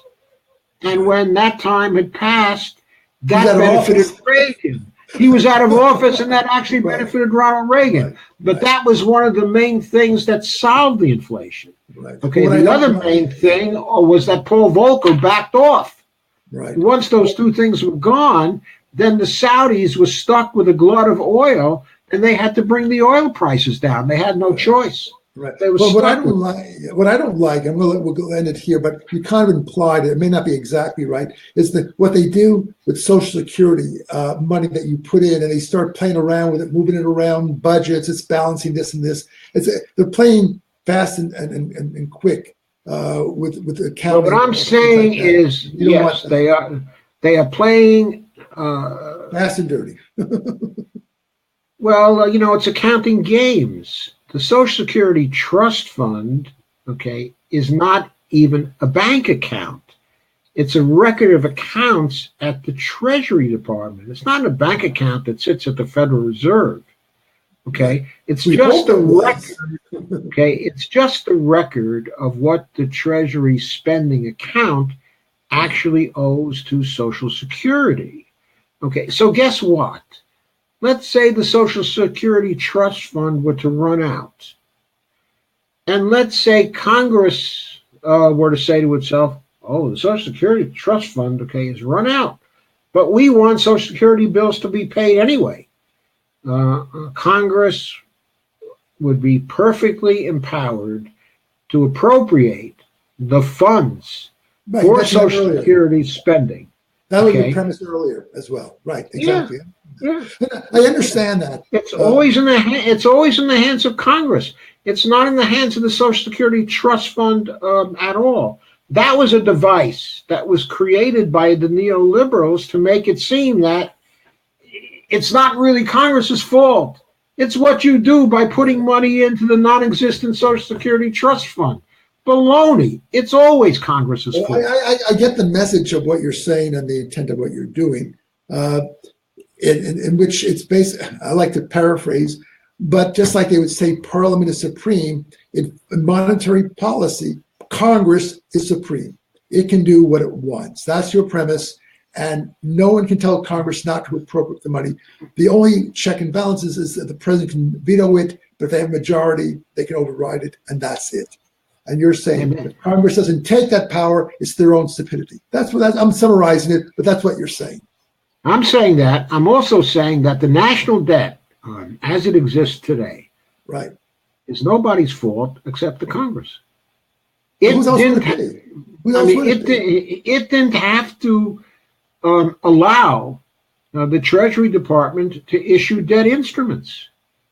It could have had a clause like this into appropriations right from the very beginning. And right after we went off the gold standard, this should have been in the appropriations bills. Had it been, there would be no debt today. The $20 trillion would not exist. Well, it would not exist as a debt. Back, but again, there's always that political consideration of why they do things like that. And, I understand exactly what you're saying. Okay, I think in 1971, when they went off the gold standard, they continued with what they were doing because most of the people in Congress didn't know anything about what had changed. No, they were still thinking in gold standard terms. But remember, too, the dollar still said silver certificate. You can trade this dollar in for silver. People our age remember that, which said to you and me, The dollar bill is not the full faith and credit of Congress. There's a dollar's worth of silver that I can get for that paper money. It's in trust. And what you're saying is that's not true. That silver has nothing to do with it. It's full trust and credit of the government to do as much as they want. Now, that may be true today. I am saying, right. Okay, I am saying that as of 1971, there was no legal capability to exchange your dollars for either silver or gold. But they're still in the people's head. That's what it counts. They may be in the people's head, okay, but what, okay, you can go and you can get it exchanged for something, and that something is a brand new dollar. That's right. Or you can exchange it for reserves. Exactly. Okay, or you could give them an old dime, okay, and get a new dime in return. I understand. Okay, but that's all you get. That's all right. you get is government money. That's right. In return for government I'm not money. arguing against it. I'm just saying that people our age still say they hope that there's assets. Why else do we have Fort Knox and gold in the reserves? If you don't have gold, under your theory, we don't even need Fort Knox. We don't need the gold because there's no relationship between dollars and gold. Right? Am I saying it right? Well, of course, there's a market relationship between dollars and gold because gold is a commodity. That's right, but Fort Knox and its value floats freely on the market. Is that the reason we have it, to control the market, or because there's an alleged connection between the value of the dollar and the gold we have? Okay, I don't know how much gold we retain. I don't know how much gold is there now. I mean, I don't even know, if any gold, is there now. In legal fact, our dollars are backed by the strength of our economy. Exactly. That's what ultimately backs our dollars. And that's the way it's going to be in the future, too. There's nothing else that's going to be backing our dollars. I understand 100% of what you're saying, theoretically and legally and so forth. What it is whether the policy will comply or be in compliance with how you want to do it. And that's a political decision. No one is stopping Congress from doing it if they want to do it. You're saying, I agree. That's a political decision. And what I'm doing is I'm urging you to use this particular clause and to put it in your platform and to start to advocate for many legislative bills that are going to benefit people and radically reduce the inequality in our country. I'm saying that's something worth fighting for. And right now, and raising the consciousness of people, about that. And what I'm saying is you really ought to stand for a truly progressive program, because I don't think you're standing for one now. Well, again, without the definition, what you're doing here, to me, and I'm just looking at it, I don't think most of the voters in District 3 probably would even care. On their mind, they're not even interested in this stuff. They'll say pay lip service on it. They don't want to pay taxes. But if you ask them, what's the method of how you're going to pay for it, whether it's this appropriations or whether they have money to back it up, they probably couldn't care less. They couldn't care less. They couldn't care less. And they couldn't care less. It's in the fine print for them. In the fine print for them. But for Congress people, it's not in the fine print. For Congress people, it makes a very big difference in terms of the politics of it. If you get this clause in, then you start to pay back the debt in a big way within 6 months. You totally change the political situation in Washington. You can't have the Peterson Foundation then going into Congress every 6 months, and advocating for an austerity budget. You can't have the CBO coming up with ridiculous forecasts that are subject to errors in the trillions of dollars over a period, a very short period, of time, and saying to the rest of Washington, this is the gospel. You have to follow these forecasts. I think nobody's disagreeing with you unless you're those projections. In Washington, They all go by the CBO. They all go by the scoring. They all take it seriously. And it's all bullshit. But it's part of this pay-go system that they want to have. That's why I say we need to have a go-pay system.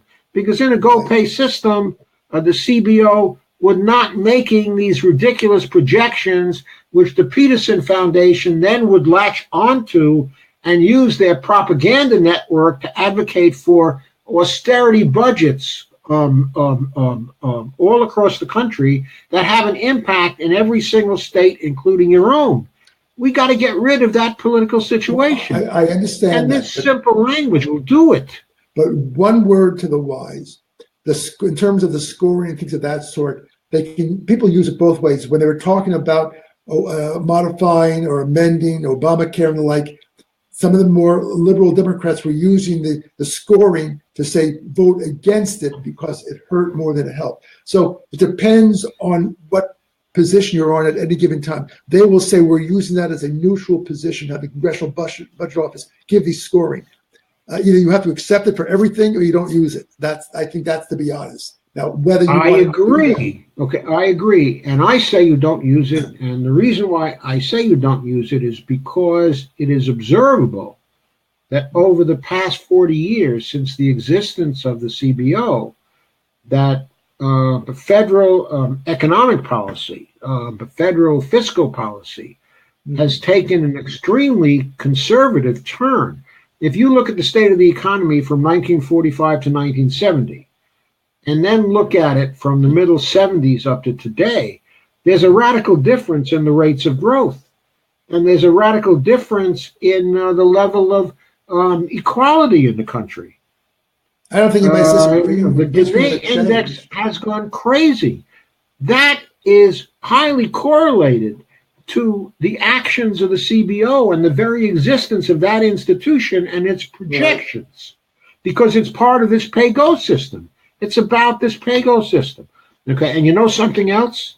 The leader of the Democratic Party in the House, Nancy Pelosi, is Ms. Pay-Go. She has lived her legislative life around pay-go. That's all she talks about at the beginning of every session. It's pay-go. That's all she advocates for. Right. And she seems oblivious to the fact that she's advocating for austerity, okay, and inequality. That's not going to do anymore. One of these years soon, she's going to get beat, okay, by a progressive who comes in and says, to hell with your pay-go. It's created chaos for everybody in this country except for you. You're worth $100 million. They're not. Right. Well, sometimes you're preaching to the choir, as we say, right?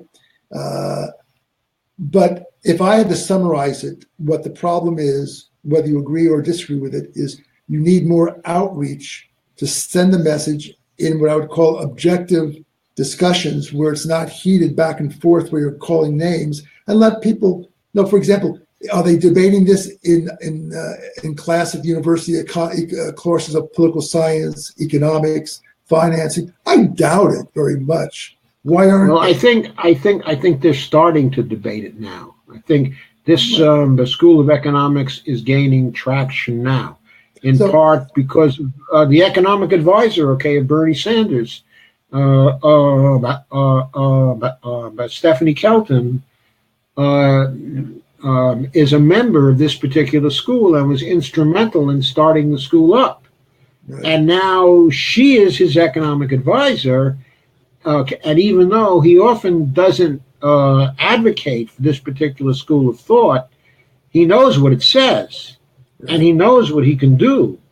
And it's obviously lurking somewhere there in back of the programs, that he advocates. Well, and his economic advisor goes around the country talking to different schools and talking to Wall Street people and to money people about that. And this is starting to gain traction. We have seen.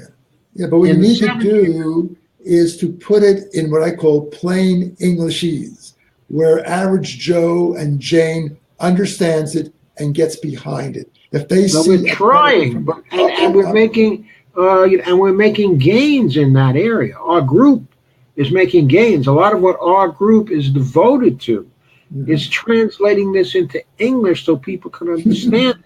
Simple kinds of maxims like when the federal government actually runs a deficit, that is, for the private sector, a surplus.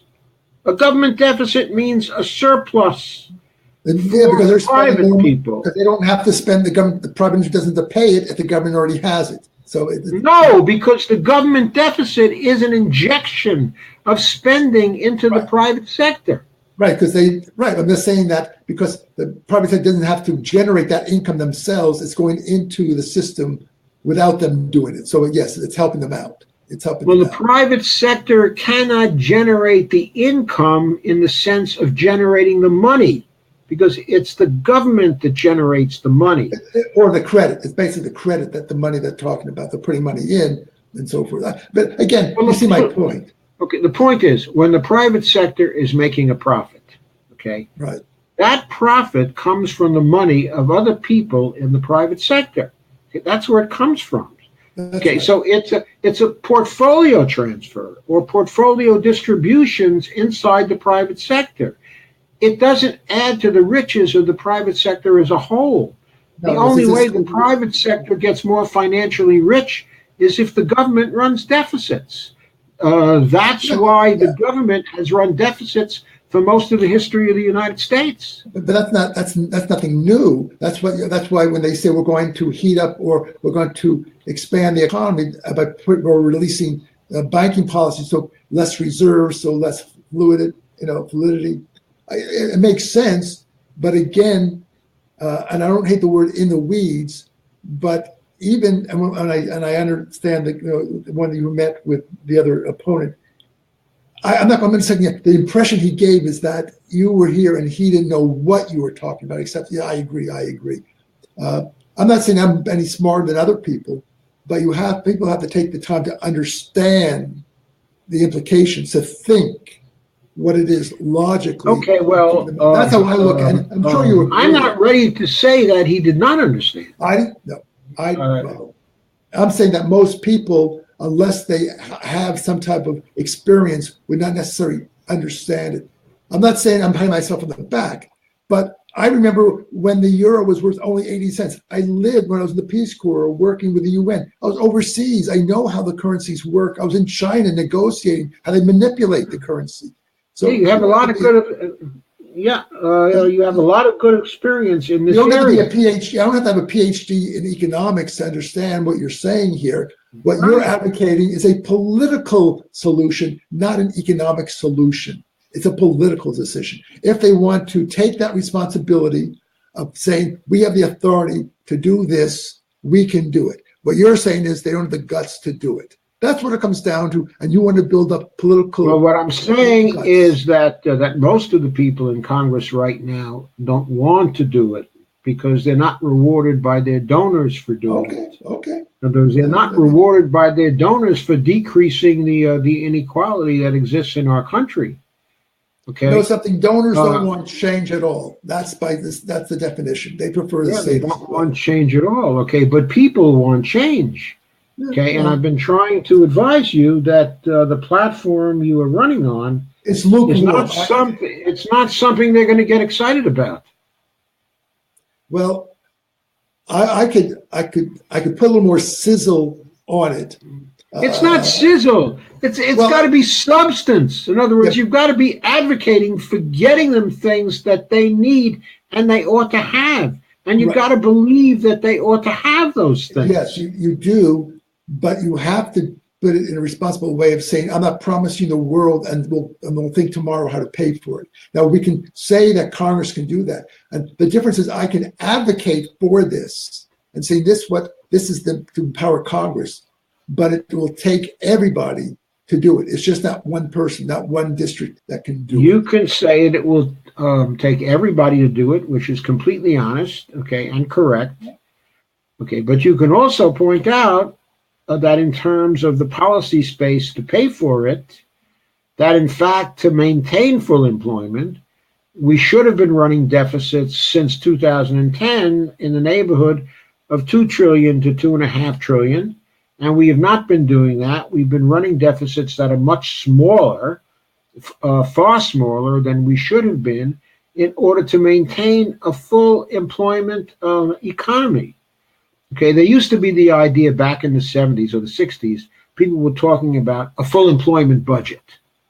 Right. Okay, all right. And if you recall that term, they were recognizing that we had to run some deficits to get a full employment budget. And that's based on 4 or 5% unemployment, right? That level around 4%, I think. No, in the late 1960s, they were not far from the days when full employment was considered to be 3%. They were not far from those days. Oh, okay. I haven't heard that recently, that low number, you know.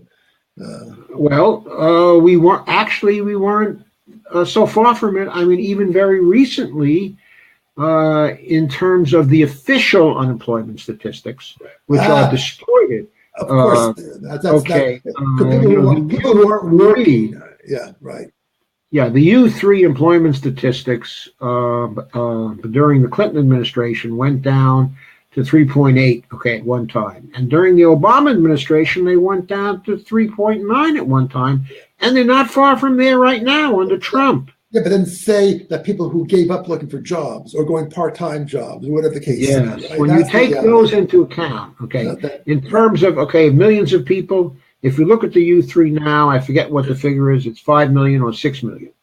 Okay, if you look at the U6, okay, it goes up to 11 million. And you can say that if you're on, and you can say that if you're but 65. If you look at the people right. who would probably like to be employed, who can't find jobs, it's 24 million people that still need jobs. Still need full employment jobs. And you are not running on a platform that would give these 24 million people jobs. Why is that? Because who would give them the jobs doing what? Who would actually Okay. Under the federal job guarantee program, okay, there would be many, many jobs for people serving the local communities that local communities would be able to define. Now here, in some of our broadcasts, okay, in the writings of the people who have brought forward the job guarantee program, there are actually lists of jobs. But those jobs are not exhaustive. And the reason why is because just as is the case with private sector. Look, what happened? I lost you. Hear me.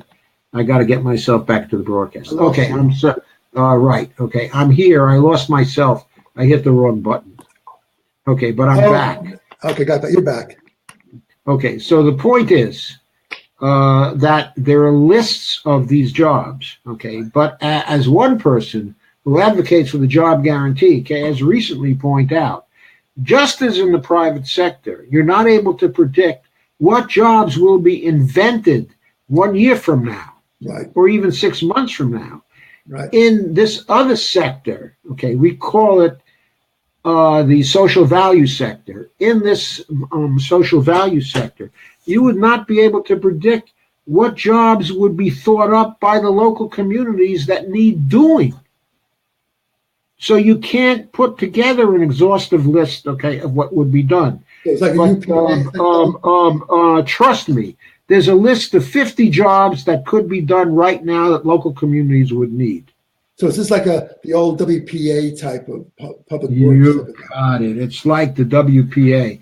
There are constantly jobs coming forward, okay, that need to be done, that cannot be done at a profit, that will never be done by the private sector, that our lives, we need these jobs for our lives. In other words, you asked why we were building all these facilities in the 30s. Well, in part, it was because of the WPA and the CCC and things like that were going on. The federal government was doing this in the social value sector that existed back then. Right. They weren't really regular government jobs. No. They were public service additions. Right. Right. That were created by these particular programs. But we can have that again, okay, but in a modernized form. The unemployment offices would be turned into employment offices. And are you also suggesting, I don't want to keep But the way FDR in the 30s financed this, considering there was an economic depression, there wasn't any revenues really coming in. Yes. You're advocating basically the same position. Okay, that now FDR took. you're silent. I don't know why. Who is silent? Am I silent? Okay, I don't know why I lost you.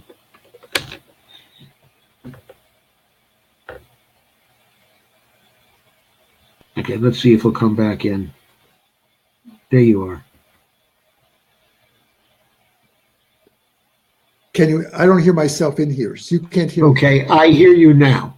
Okay, good. Well, I'm just saying, it's late, I talk too much, but I'm using the analogy during the Depression of the early to mid 30s, before the influence of World War II, there was unemployment was high, there was no real tax income, and there wasn't much excise tax from imports and the like. So therefore, what you're really saying is, if Roosevelt can generate that much money in the 1920s or 1930s to build up the economy like he did, that Congress can do the same method today. I'm not saying exactly that, okay, because Roosevelt ran relatively small deficits in the 1930s, which he was able to run because we always had a trade surplus, okay, in those years. So when you apply the sectoral balances, you find if you have a trade surplus, you're getting dollars from somewhere else. In other words, dollars that had gone overseas are returning to the country because when they take our goods, they have to pay, okay, in dollars. Right. So he didn't have to run deficits that was so large. And he was running deficits like, I don't know, 3% of GDP or 4% of GDP or something like that. They were relatively small deficits, okay.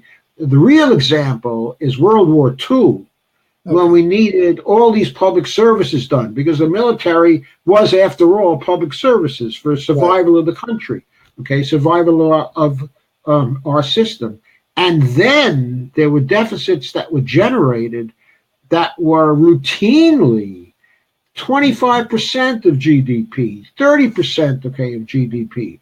The whole of GDP spent in 3 years, okay, and since it was debt financed, okay, largely debt, well, it wasn't really debt financed, but it seemed to be debt financed. We actually raised our debt up to something like 125% of GDP by the end of the war. And then we gradually brought it down by running surpluses, but we ran the surpluses during years when we had trade surpluses. When you have trade surpluses, you can afford to have budget surpluses. But it sounds like what you're saying, you're rejecting, again, I'm just throwing this out, during the height of the Vietnam War, with Johnson and the others, they said either bullets or butter, you can't have both. You're saying hogwash, you can't have, under your theory, you can have both. I'm saying hogwash, Johnson specifically could have had both, and I said it at that time, because Johnson was, he was taking away from the poverty programs, okay, contributing to the failure of the poverty programs because he wanted to fund the war in Vietnam. But Johnson's problem in doing both at that time was that Johnson was back on the gold standard. But in the 1940s, before the war ended, but the United States wasn't on the gold standard during the war. It was creating money domestically freely. So and it wasn't on the gold standard. Now, remind me, the Bretton Woods reimposed or took away the gold standard? The Bretton Woods.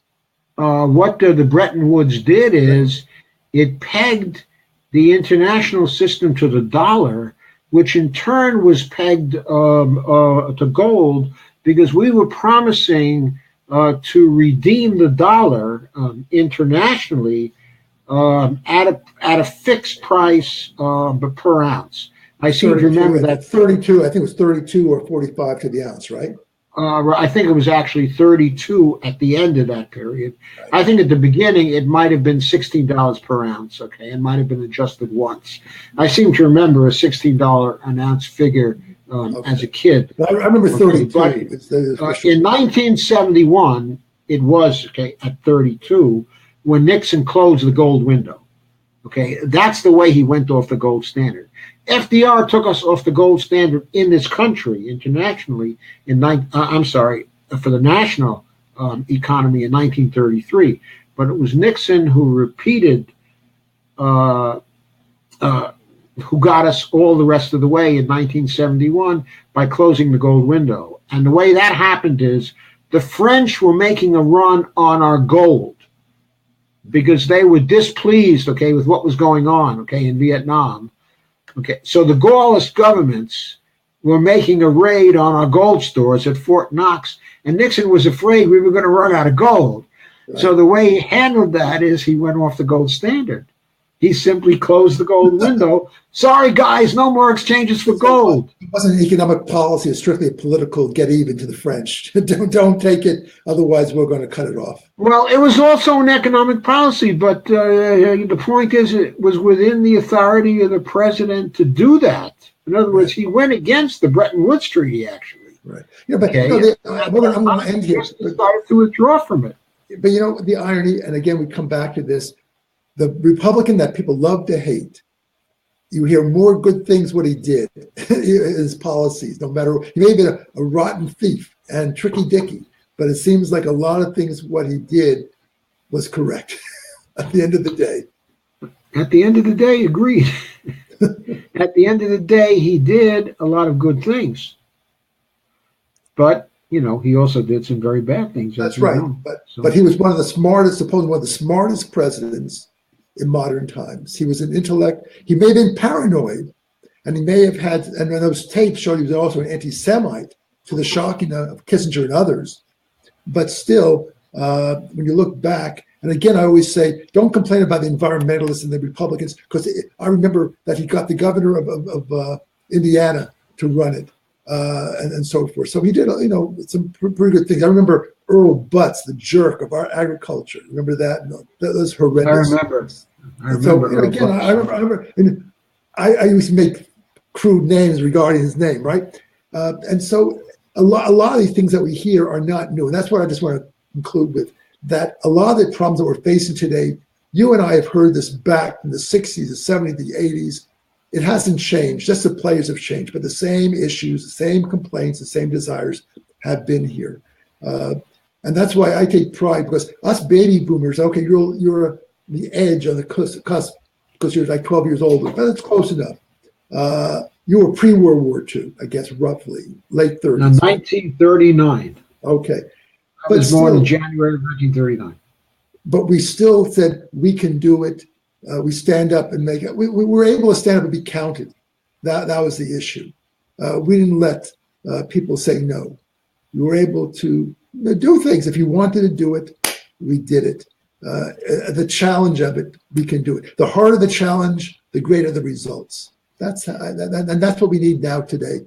Whether it's Congress or something else, we don't need to say, I want this and this. We have to get everybody to stand up and have a new spirit. And I think it's possible if they feel they have a vested interest in the outcome. That is the key. In what you were saying about Congress spending all this money, if people think they're getting a benefit of it and it's for them, they'll support it. If they think it's going to go to the few rich people, they won't support it at all. Am I right? That's why you have to have a program to match this kind of thinking, and you don't have it right now. Like I said, if you want to bring somebody who, I realize we're putting in position, I don't want to figure one or the other, but look, the CCC already anointed Susie Lee, and they're putting money into her account. So, it's not battle anyway. But I'm willing to, I never turn down good advice. So put it that way. Okay, well, I can send you. I'll send you a link to a live stream, of mine where I outline in detail a policy agenda. If you want to see it. Okay, but if you know somebody who wants to make things down, I've been watching. Like I watched this one, the one you did a few weeks ago. The one that he said he was the one that Puka, is that his name? Puka is your friend, Puca. Yeah, he's not really my friend. Okay. I met him for the first time on that. Oh, okay. But Tony Puka is someone running for state office Right, but in the state of Maryland. He had run for Congress, okay, a number of times. And he went over And issues which you went over. And, yes. But you're saying, but you saw the spirit of what he was saying, that about the underdog and this and that. What I'm saying is, if people think the money's going to be spent for that and for people to benefit, they're willing to write a check or for Congress to do that. People will not support the status quo. If you're going to say the rewards go to a few, whether it's wealthy or middle class, but they don't feel they're part of the team, they're not going to support it. That's if they support if they support a status quo candidate, it's because they're more afraid, of someone else who might disturb the status quo, but actually make things even worse. So there was a possibility that they would have voted for Hillary Clinton. And in fact, it almost came to pass that they voted for her, but Trump lost. She actually got, 3 million more votes than Trump. And if she had campaigned in the right places, she probably would have won. But